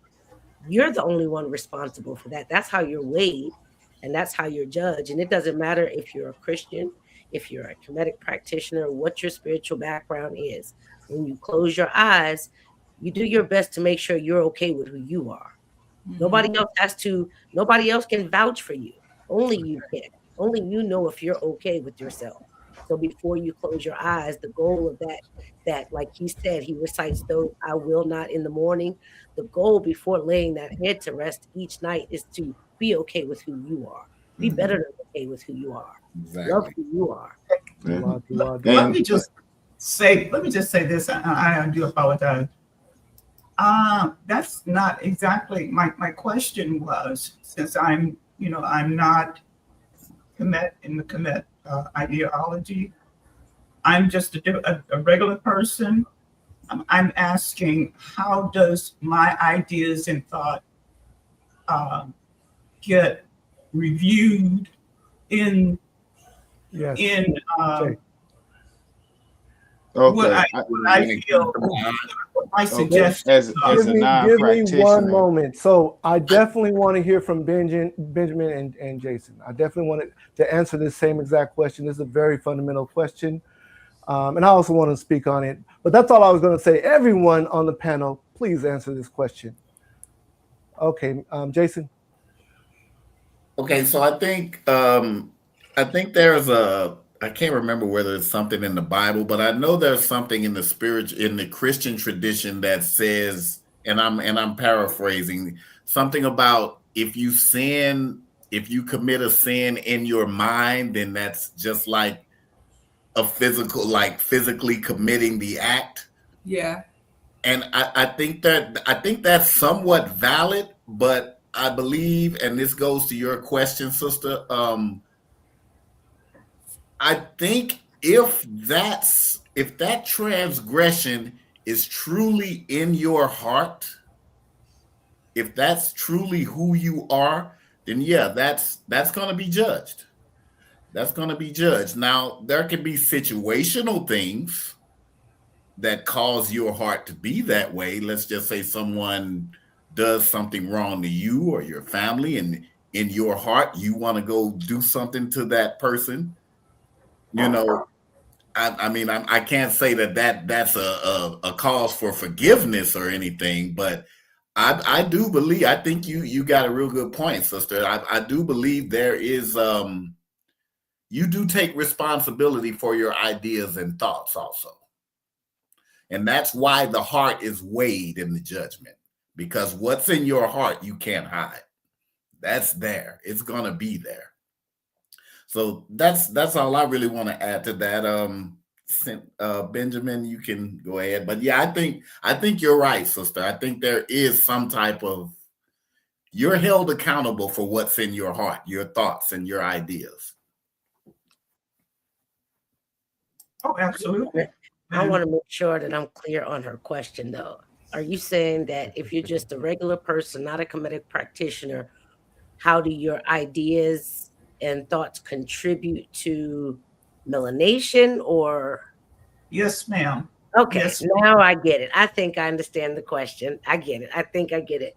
I don't know whether or not MelaNation is solely Kemetic. It's not. I wouldn't imagine so. I would think that your ideas as a melanated person, right, is what contributes to MelaNation apps. Now, we're Kemetic practitioners here. That was what I wanted to get. I thought so. Yeah. I'm like, wait, I had to hear it again. I don't think it was in reference to but I think that being a melanated person, whatever your spiritual background is, absolutely, that's what I wanted to hear. I would assume that as a Black person, Black American, African descendant, whatever you want, whatever we call it, we're all looking to get to the same destination. Salvation, economic power, healing, all of those things, resources, all of the things that African Americans, African people need. So you don't have to be a Kemetic practitioner to contribute to that. You're a melanated person who has experience in this country, so you have something to bring to the table. Exactly. And that's what drew me. I heard the question again, and I'm like, wait a minute. I think I just wanted to make sure. Okay. We should apologize for getting your question totally wrong, sister. When you repeated yes, it, I do. When she was like, "That's not what I'm asking," I'm like, "Oh, I think she's saying." Okay.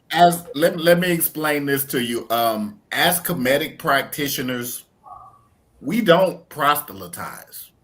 We don't try to get people to come into our way of doing things. We respect everybody's spiritual walk.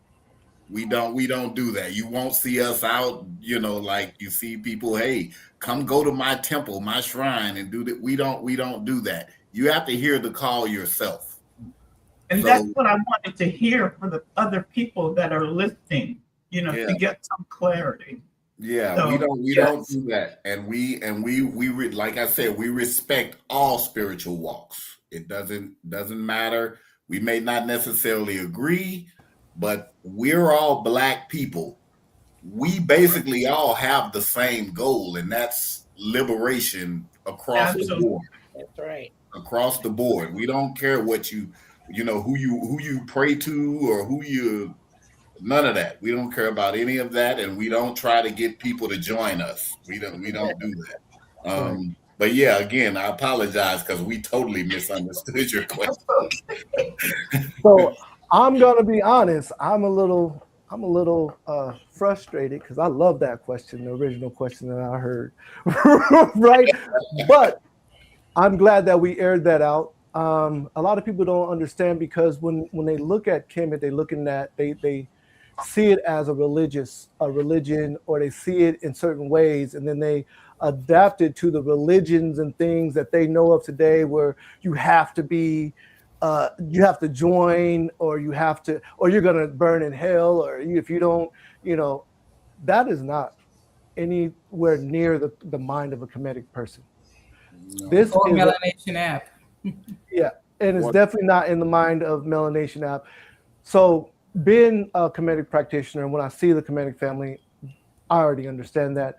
So your question is very valid to people who don't understand the culture. The culture is not one of confrontation, is not one of, now if you do want to learn history, by all means, but if you don't, to each his own, right? And like Sin Jason said, MelaNation is not a Kemetic app. It's not called Kemet. In fact, the reason why it's called MelaNation is to have an umbrella that encompasses the diaspora. The reason why we were ever even suppressed in systematic oppression, going through the Maafa, redlined, help me out, y'all, systematic racism, all of these things happen because of one reason. They called it the one drop rule, right? One drop of what? Black is not a thing, right? Black is not a thing. What they're saying is one drop of melanin.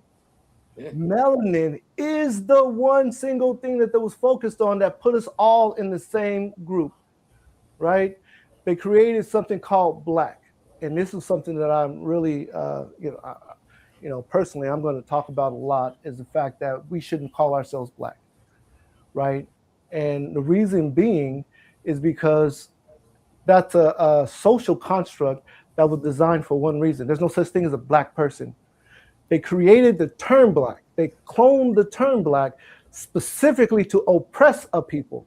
That was the reason black was ever invented, right? There was no such thing as black prior to systematic racism and the transatlantic slave trade. They made that up to dump us in the same bucket. It doesn't matter if you're Nigerian, Moorish, it doesn't matter, none of that stuff. No, your religion didn't matter. If you had one drop of melanin, then they said, okay, now you're black. And then they was like, okay, well, we're white. White means that I can be a slave master. I'm potentially the slave master. Black means you're potentially enslaved. Then they started rolling other nations into whiteness, right? So that they none of this stuff makes sense. And then in the 60s, we turned it around and was like, nah, that's a term of endearment. I'm black and I'm proud.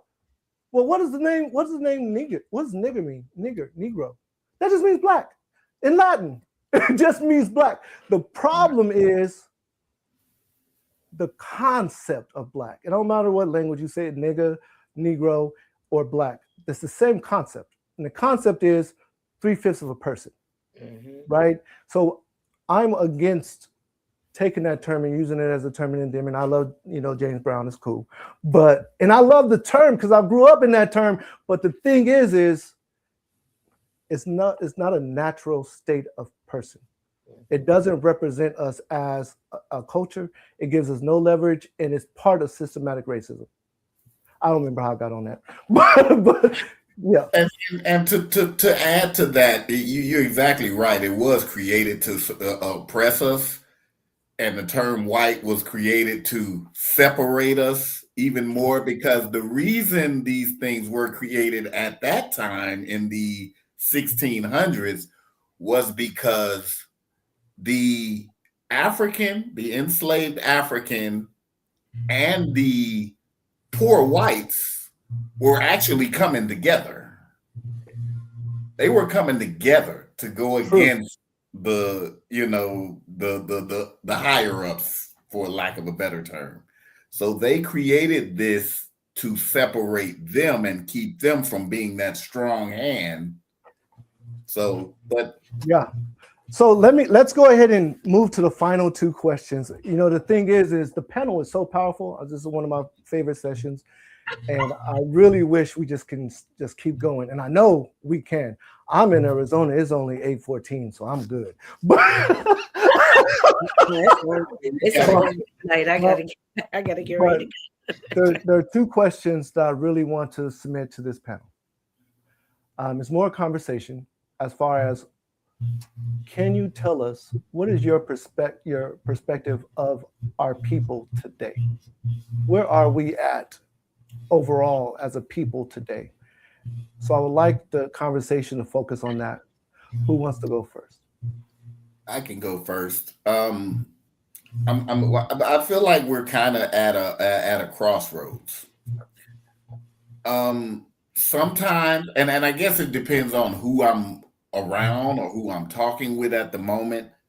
Sometimes it feels like we're making these giant leaps forward toward what we want. And then sometimes I look and it seems like we're taking the giant steps backwards. I guess it just depends on who I'm dealing with at the time. Economically, we look like we're moving forward. It looks like it.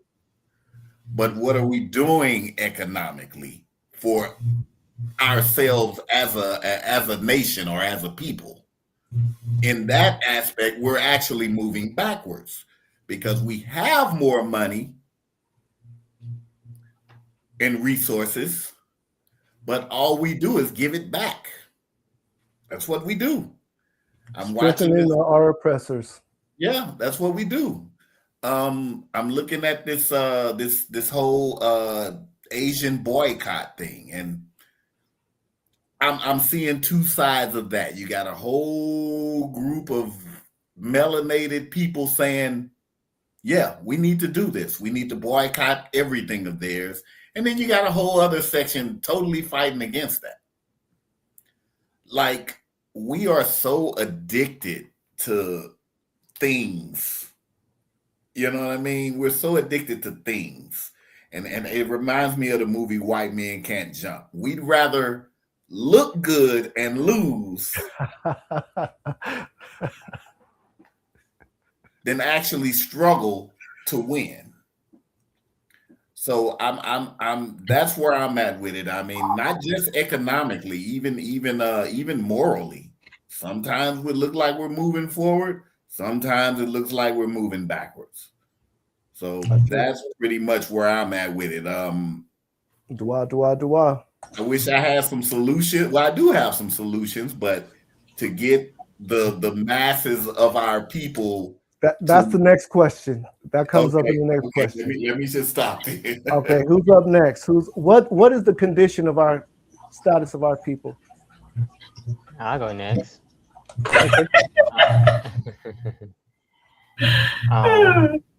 Personally, how I feel, I'm feeling good about the status of our people because how white supremacy is showing up. Like, we're forced now to be with each other, to speak to each other, to like work together.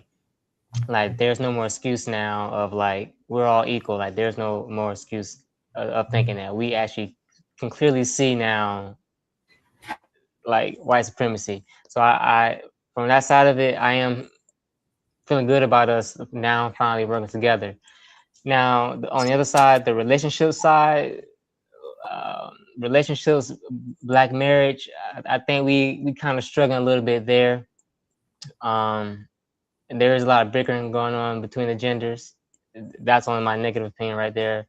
But I would say that's my answer is relationship wise, it's not looking too good in terms of the fighting between the genders. But in terms of Black people working together, we are being more forced to come together. That's my answer. Okay. Dua. All right, who's up? I can go ahead. I think that for us, we have a unique opportunity for us, right? That kind of, and I wouldn't say just one specific day or time, but I think this kind of season is unique for us because I think that we know who we are now, right? Like I think it's no secret anymore to even to anyone, right? To any melanated person, they know who they are. They know where they come from and things of that nature. I think it's important that we start to define the things that we value and hold important and start setting the benchmarks and things for ourselves. Stop going off what someone else is telling us is important to us and find out what's important to us and reach for those goals. Because again, right, like I said, we realize who we are. We know that the black woman is God. We know that can't nobody mess with the black man. We know that the black child is the future. They know when we come together collectively in our cliques, in our tribes, we come together, we can make things happen. But again, we are not applying our knowledge, right? We are allowing someone else to have us use our energy for something that doesn't benefit us at all.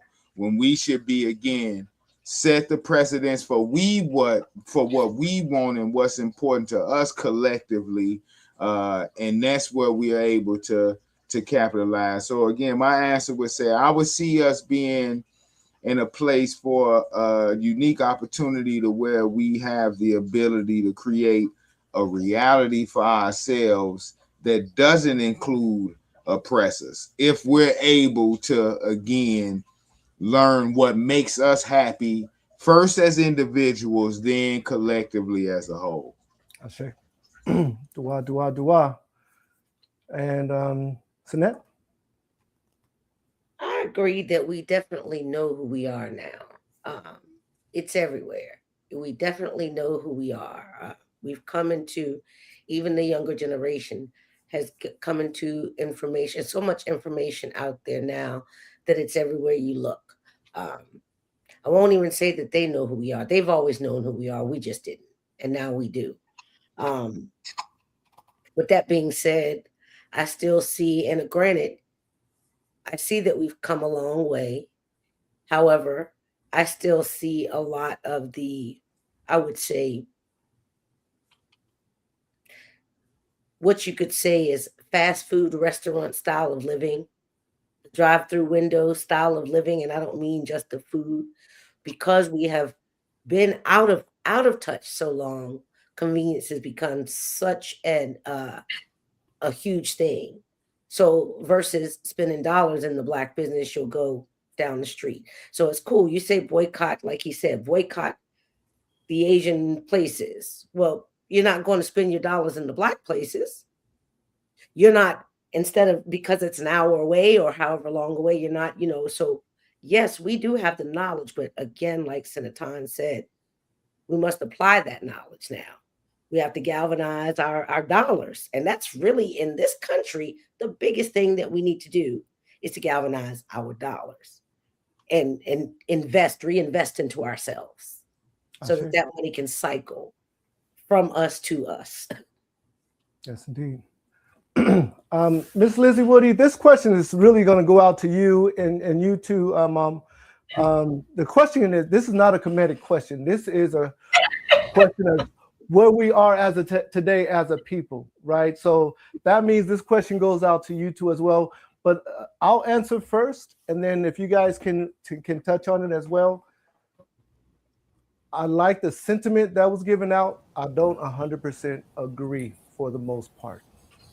Only because we've definitely come into a lot of knowledge and information, but I don't know how far that extends to the general public. Now, I've been in study with Gershon Williams. He's a professor here in Arizona. And the thing is once you touch into our history and our knowledge, it seems like we cannot fail. That's what it just seems. How can you fail? Right? If you go back into our 60s, if you go back to the 20s, Marcus Garvey, we're not there. We're not there where we were in the 20s and the 30s and 40s and the 60s. We are not there. Now, economically, like St. Jason was saying, we spend $2 trillion a year, right? So we have the power economically, but if we look throughout history, can I say we move forward or we're coming together or not based on our history, right? And from my perspective, a lot of people might believe it takes a traumatic event, George Floyd or something for us to come together. That helps a small movement for a portion of time. But when we look at our history and we come into knowledge of our history and we see when we were at our top, that is what we need. We need knowledge of ourselves and to come together under that light. And that's why Mela News is so important. Mela News is so important is because we're able to give out the information from our own personal perspective, right? But I like the sentiment that we're awakening. And like everyone said, I don't remember exactly the years that you discussed when you're talking about your origin story, but we're pretty close to the same years, right? So I do see that there is knowledge, an awakening coming, and I agree with that. I don't know how far it's gone, but I don't believe we are where we were in the 20s, 30s, 40s, 50s, 60s. I don't think we're there. Go ahead, Senator. I concur with you 100%, Senator Hootie. But I think one of the peculiar things that we have to take into consideration, and it may almost be disheartening, but I think the reality is that everybody is not supposed to be awake, right? Like everybody doesn't get to come. Everybody doesn't get a ticket. If you haven't done the work and you haven't, done the things that you need to do, then I don't want to say fall to the wayside to make it sound like you unimportant. But if we look at the concept of becoming Ma'ake, again, we understand you don't just be an ancestor because you die. Everybody die, but you don't just become an ancestor because you die. It's about the things you do within your life that make the people who you've left behind still revere you enough to call your name. And then not only that, you've proven to me Ma'ake. So again, and as much as I think, as much as I would love, right? Like I think if the whole diaspora came together towards one goal or even something similar to that, but I think in our nature, really, with us being tribal and things, kind of like that, I think it's something that we would have to kind of like broaden as far as how we can go about making sense of that. But again, like I said, I agree with you 100%, right? Yeah. But to that, I think that everybody's not coming with us, and it's not to say we leave them behind anything, but you have to do your work. You have to do the work. What the Bible say, study to show yourself approved. Correct. That's what we need to do. So, and that's one of the things that MelaNation is really looking at.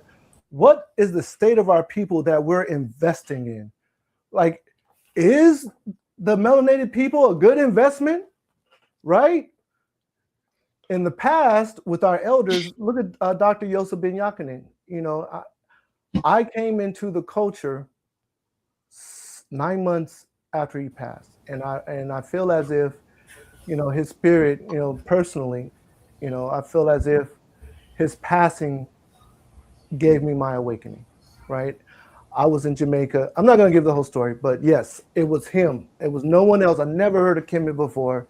Dr. Yosef Ben Yakinen showed up in front of me, and I found out he passed 9 months prior. But MelaNation is looking to address the state of our people on a multifaceted platform. We're bringing people in through entertainment, through economics.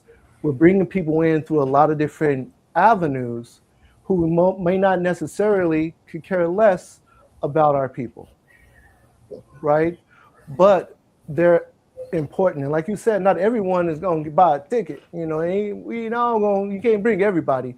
But as long as we're attacking and we're looking at the situation, we can address the situation okay, let's address these 16-year-olds. Let's address these YNs. Let's address, all these other people where they can still feel comfortable to come under the umbrella of MelaNation, as well as let's address the elders. Let's address all these other people who have either been doing the work or have not been doing the work, right? They're all our people. We want to throw a wide net, right? Ms. Janvier, did you want to answer the state of our people? What do you think the state of our people are today? Well, we all are in agreement, or we wouldn't be here right now. So we know that somebody dropped the ball, and MelaNation is here to make sure that doesn't happen again. So what happened to the people in the Underground Railroad? Some people led that.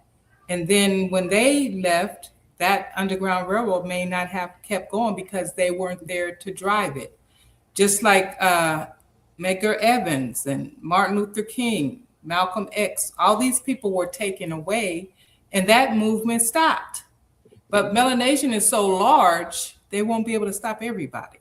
So we'll keep that ball rolling. I'll show you. What she's talking about is a systematic approach. I can't remember which one of us was talking about the generation. I think it was Sinaden. Were you talking about the children and keeping the legacy going? What that requires is a systematic approach. It has to be beyond one person's life, one person's lifetime. And that is the concept. As the architect, I'm not looking to create the businesses. I'm not looking to create the content. My job is to focus on the ceiling and the walls, the structure, right? Making sure the structure is systematic, making sure this can be replaced, but the whole structure is not going to fall when this one thing goes down. That's why we have the delegates, and we have 42 of them who are holding a status that is only good as long as they're keeping up with their satisfaction rate. And that satisfaction rate is driven and created by the users. You got to satisfy our community, right?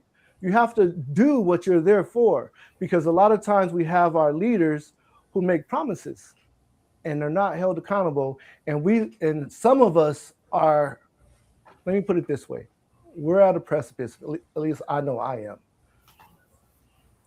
We have respect and adoration for our elders. We're predisposed to do that as African-American people, Black people in the culture. We shouldn't feel like we're not allowed to hold them accountable, right? That feeling should not even be part of us. We really need to destroy that feeling in order for us to move together in unison. Sinette? Oh no, I was just nodding in agreement. Yes, yeah. I don't want to start. I don't know where that came from. I'm gonna leave it alone. I totally agree, though. I totally agree with that. We should be able to build on the things that our ancestors laid down for us without feeling like we're being disrespectful to them, because some of them got some things wrong too. So we build on the strengths and we cut away the weaknesses, basically. Okay. That's it. So everyone has something to contribute, the young, the middle-aged, and the elderly. And we have to take advantage of our strengths, right? And it has to be done in a systematic way, like Sinaden said. Miss Lizzie Woody, same question to you. Okay. I'm constantly hearing the same words: collective, cooperative, create, collaboration. I feel all of those things are important, and I think we need to listen and to learn. If it's something that we cannot, if we don't have it, let's create it. Mm-hmm. We don't need permission to do that. Right. Technology. We are behind, I feel, in just general technology, the internet, all of that. We have to educate our people in order for them to benefit as far as, business ownership or just their daily lives. We have to take that responsibility and do that. I don't know if that's something that we are doing.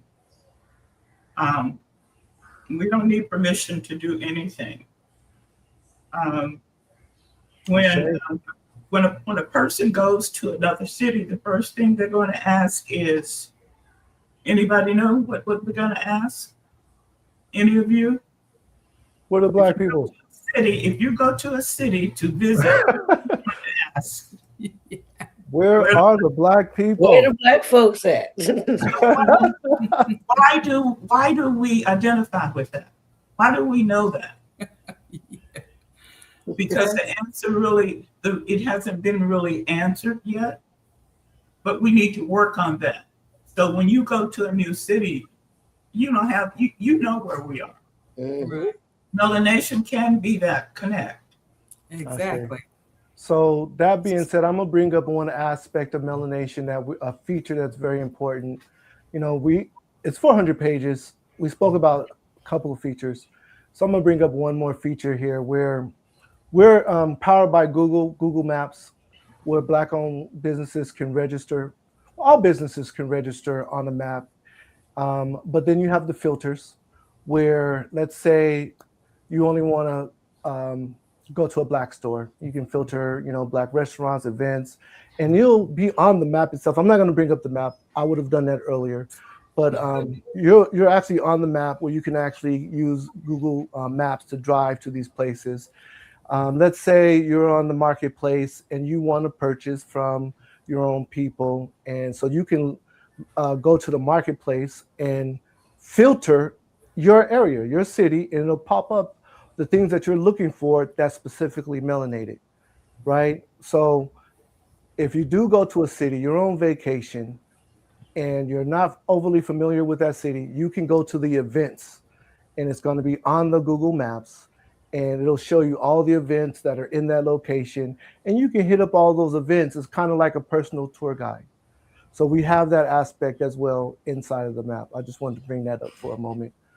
But yes, very beautiful. We want to end on a positive note or a constructive note. And I'm not going to go around and ask everyone, because maybe everyone doesn't have the perspective to answer the question at this point. The question is opposite of the last question. What do we need to do? What are something constructive things that we can do to change the state of our people, to uplift our people, to unify and galvanize our people? This is very important, and I want you to understand that we plan on utilizing the comments that you have, right? So, let's answer that one. What can we do? What do we need? We are going to invest funds into it to get it done. Well, one good thing is everyone here can tell us how to reach them. People that's watching will be able to reach them, and they could ask questions of any of them. So whoever wants to go first, just jump right in there. So you're saying spread the news. Everyone can spread the news. Yeah. Ashe. But how do we contact Jason? How do we contact Benjamin or Shinka or Atan? How do people that's watching that want to hear more about what they're talking about or what they do, how do they contact them? Okay. You can always contact me. I don't mind giving my number, my email. You can find me on Facebook.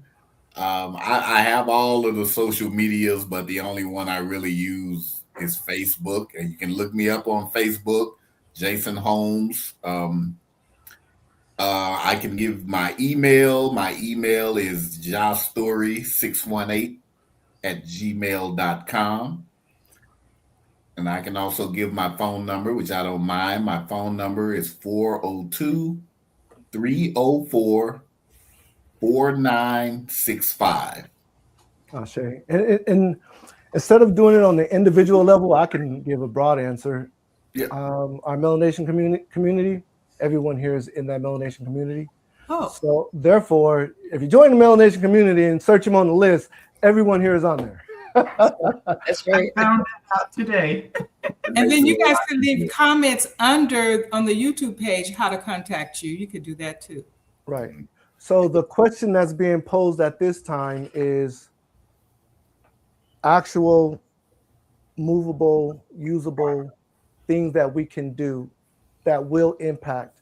Let's say you had the money that you needed to do. What do we need to do to drive community together, galvanize us? Yes. I think one of the, oh, no, I'm sorry. Go ahead, Sanjay. Oh no, I was just going to say something pretty simple. The one main thing we really need to start doing is, like we spoke about earlier, support your Black businesses. What I get most of the time is when I talk to people about it is that, well, Black people, their customer service is horrible. I have to admit they got a point there in some cases. However, we have to learn how to give each other some grace also.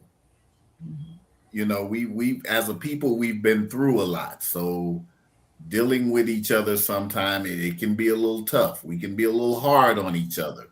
But let's give each other some grace and support each other in what they're doing business wise. That's one of the first things we need to do.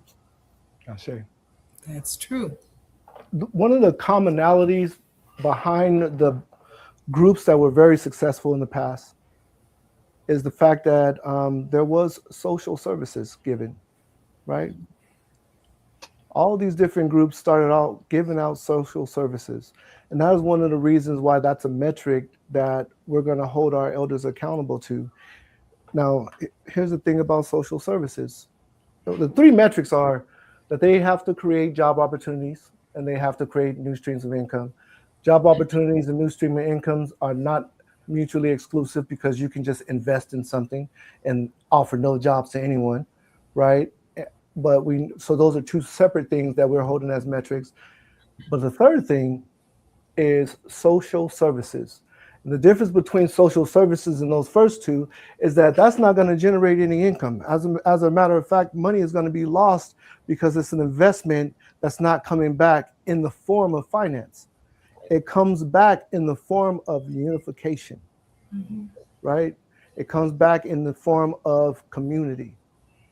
So that's why that metric is very important, because our history proves that when you provide that service to the community, you can become successful and have longevity, right? So anyone else have any other tools, techniques, ideas that we can feed on to help grow?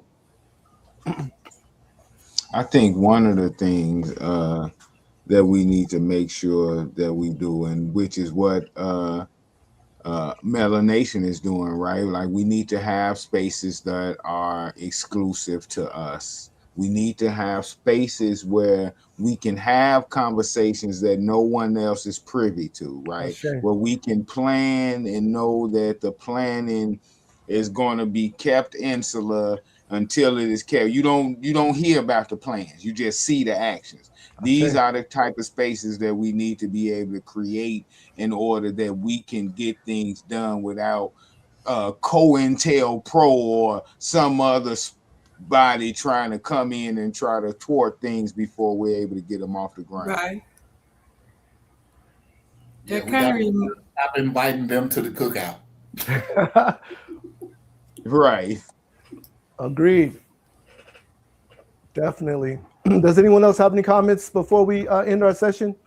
I was just going to say what he just said. It reminds me of in Africa, there was a king. They had a meeting and they were talking about what they were going to do. And before anybody could disrupt it, they did it within like a week. It was already planned and already in motion. Yes. So I don't know if you guys know what she's speaking in reference to, but this was a year and a half ago, or was it somewhere in there, when they said it wasn't a coup. Now they're everywhere as far as unifying the dollar and the passport and everything.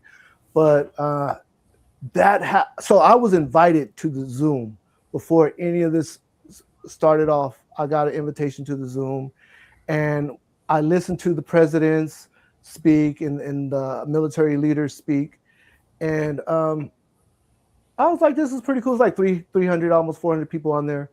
And I was thinking, oh, yeah, this is pretty cool. They said, don't call it a coup. That was the name of the meeting. This is not a coup, right? They said, this is revolution, right? And they made the point about that. But at the end of that meeting, I was like, oh, okay, so eventually a couple of 10, 12 years from now, we'll 3 days later, they was chopping heads. It was over. They kicked up. Who was it? I don't know, it was the Europeans. They kicked them out of there. They was chopping heads and it was a done deal. 3 days. I was like, wow. They was just letting us know it was going down. That's all it was. That's my solution, and that's why I didn't say it. It's unrealistic, but right. I believe in segregation. Mm-hmm. Abraham Traore. Yes, indeed. But you know, this has been a fantastic session. I think this might have been our longest session, but it's been so powerful. Let's go ahead and do our closing. Okay, let's go ahead and do our closing. What I mean by that is, please speak to our audience. Okay, if we can start off with Brother Ben, if you can please speak to our audience from the heart.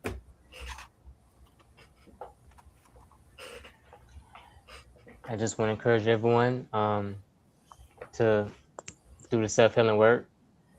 As our brother Aiton has said a lot, do the self-healing work on yourself, and just do your best to get back to nature. When I look at us as people, I ask myself, how are we still here? How are we not wiped out? And I always tell myself, man, I wish I can just get the sword and destroy evil. What my elders have told me, that's not the way to go. The best way to go is to get back to nature. So do the self-work, do the healing, and put good energy out, and the good will come back. Ashe, dua. Miss Lizzie, let's shake things up. Go ahead and speak to the audience, Miss Lizzie. My thing to the audience is believe MelaNation, because I feel MelaNation is the key to a change in the dynamics of us as a people. That's my Beautiful. words right now. Beautiful. Okay, and Sin Aten.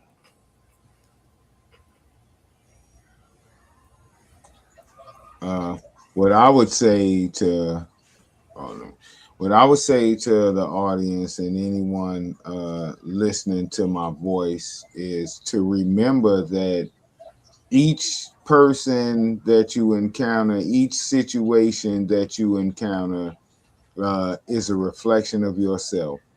And so take responsibility for the lessons that you learn. And just like the brother said, continue to grow and love each other. We have to love each other like we love ourselves, right? And this is how we can begin to work together. Ashe, I am because we are. Miss Janvier. You know, I don't know how Kaba said that, but he said that it takes a village to raise a child, but then he turned it around on the child raising a village. Mm-hmm. And so I believe that everyone that has children, if you have children, you got to be a part of a village. And MelaNation is a great village to be a part of. You've got to be a part of a village. If you're just, just you and your family, and you're not really communicating with others very well. And a lot of people seem to do that because they don't want their kids to be in the wrong elements. So yeah, be a part of a village and make sure it's a good village. Right. What's that thing you say about the fist? Oh, I got that from soul food. You know, you put your fingers together, you can make a mighty blow. Yeah. Ashe. Sin Jason. I would just say that you know, us as melanated people, we're all in the same fight. We're all in the same fight. We have the same goal, and that's liberation, is what, like I said earlier. So, what we really should be doing now, we have to get our families together. We have to get them secured. Right. We have to get our finances together, get that secured. We have to get our future together and secure it. That's it. One thing about us as a people, we love to live for the weekend, while our enemies are living for the next generation and 2 generations down the line. Mm-hmm. We have to change that and start thinking about the future, not just the weekend. Right. That's it. And I just wanted to mention something here before I bring on Sinet Shenka. Just wanted to share my appreciation for the work that you do every week. And it's so beautiful. And I just keep up the good work. You know, it really touches me, and I understand. You know, as far as the complete committee, the Kemet committee here, I understand, and I'm in a full agreement. Right, certain things need to be done, and we need to uphold that belief system in our culture. So, Ms. Sinet, please speak to our audience here. We'll do up for that. Now, I do that because I'm passionate about it, and I have a love for our people. Now, for those in the audience listening, MelaNation App is going to be something that is going to help. You can invest in the MelaNation App is investing in yourself. We're talking about education. We're talking about economics, figuring out who we need to. Many African people don't like to vote. We need to put who we need in office. You get on MelaNation App, start talking about all the cities and who need to be put into office. And that's how we come together, get those people into office. We need to find out who we need to invest our money in, not only where we're spending our money in Black businesses, but where we're going to invest our money so that it comes back into the community. We need to start investing in our communities, period. We got these, what you call them, YNs on the block, claiming sets. They don't own these streets. They don't own a building. They're renting. So our investments, our dollars, money is everything in this country. It's not everything to me, but it's everything in this country. So we have to be very strategic of where we spend our money, who we put in the offices. And that's in all, I'm talking about even voting to your counselors in the county office, all of them. So that information needs to be out there. And as Sin Jason said, we're talking about investing in our future. We got to get our so-called YNs ready to get out there and vote. Those who are on the brink of becoming 18, they're finding their way quicker into prison before they can get to a poll. We have to be able to influence them and get them in the business of voting. And I'm not even a huge advocate for voting, but we have the choice. We put people in places. We also have to invest, not just in Black businesses, but investments. Where we invest in our money, you know what I mean? So that it comes back. As a unit, get together, Black folks invest in something major, you know what I mean? And things like that. Our education system and to the family. The family is not as short as it seems, but that's the parts that they show you. So we need to build up the Black family, the man and the woman and child, the way it should be. Other than that, you guys just again, invested in MelaNation App is an investment in yourself. So do that and stay connected. Stay connected. Ashe. I'm just going to end by saying, you know, what everyone is thinking, love yourself, be authentic to yourself, right? Strengthen yourself. That's where everything starts from the individual. The community is not a community without the individual, right? So that's all I'm going to say is love yourself, invest in yourself, educate yourself. And that being said, I'll just read the script here. Thank you for watching. See you again Wednesday, 6 p.m. Mountain Standard Time. In the meantime, in between time, find us on Facebook, right? Dua, dua, dua, dua. And I'll end with Shimmy Ma'at for our culture. Thank you, everyone. Day or night or evening, whatever you're having right now while you're watching us at whatever time. Great show. Thank you all for having us. Thank you so much for coming, and you guys all have to come back again.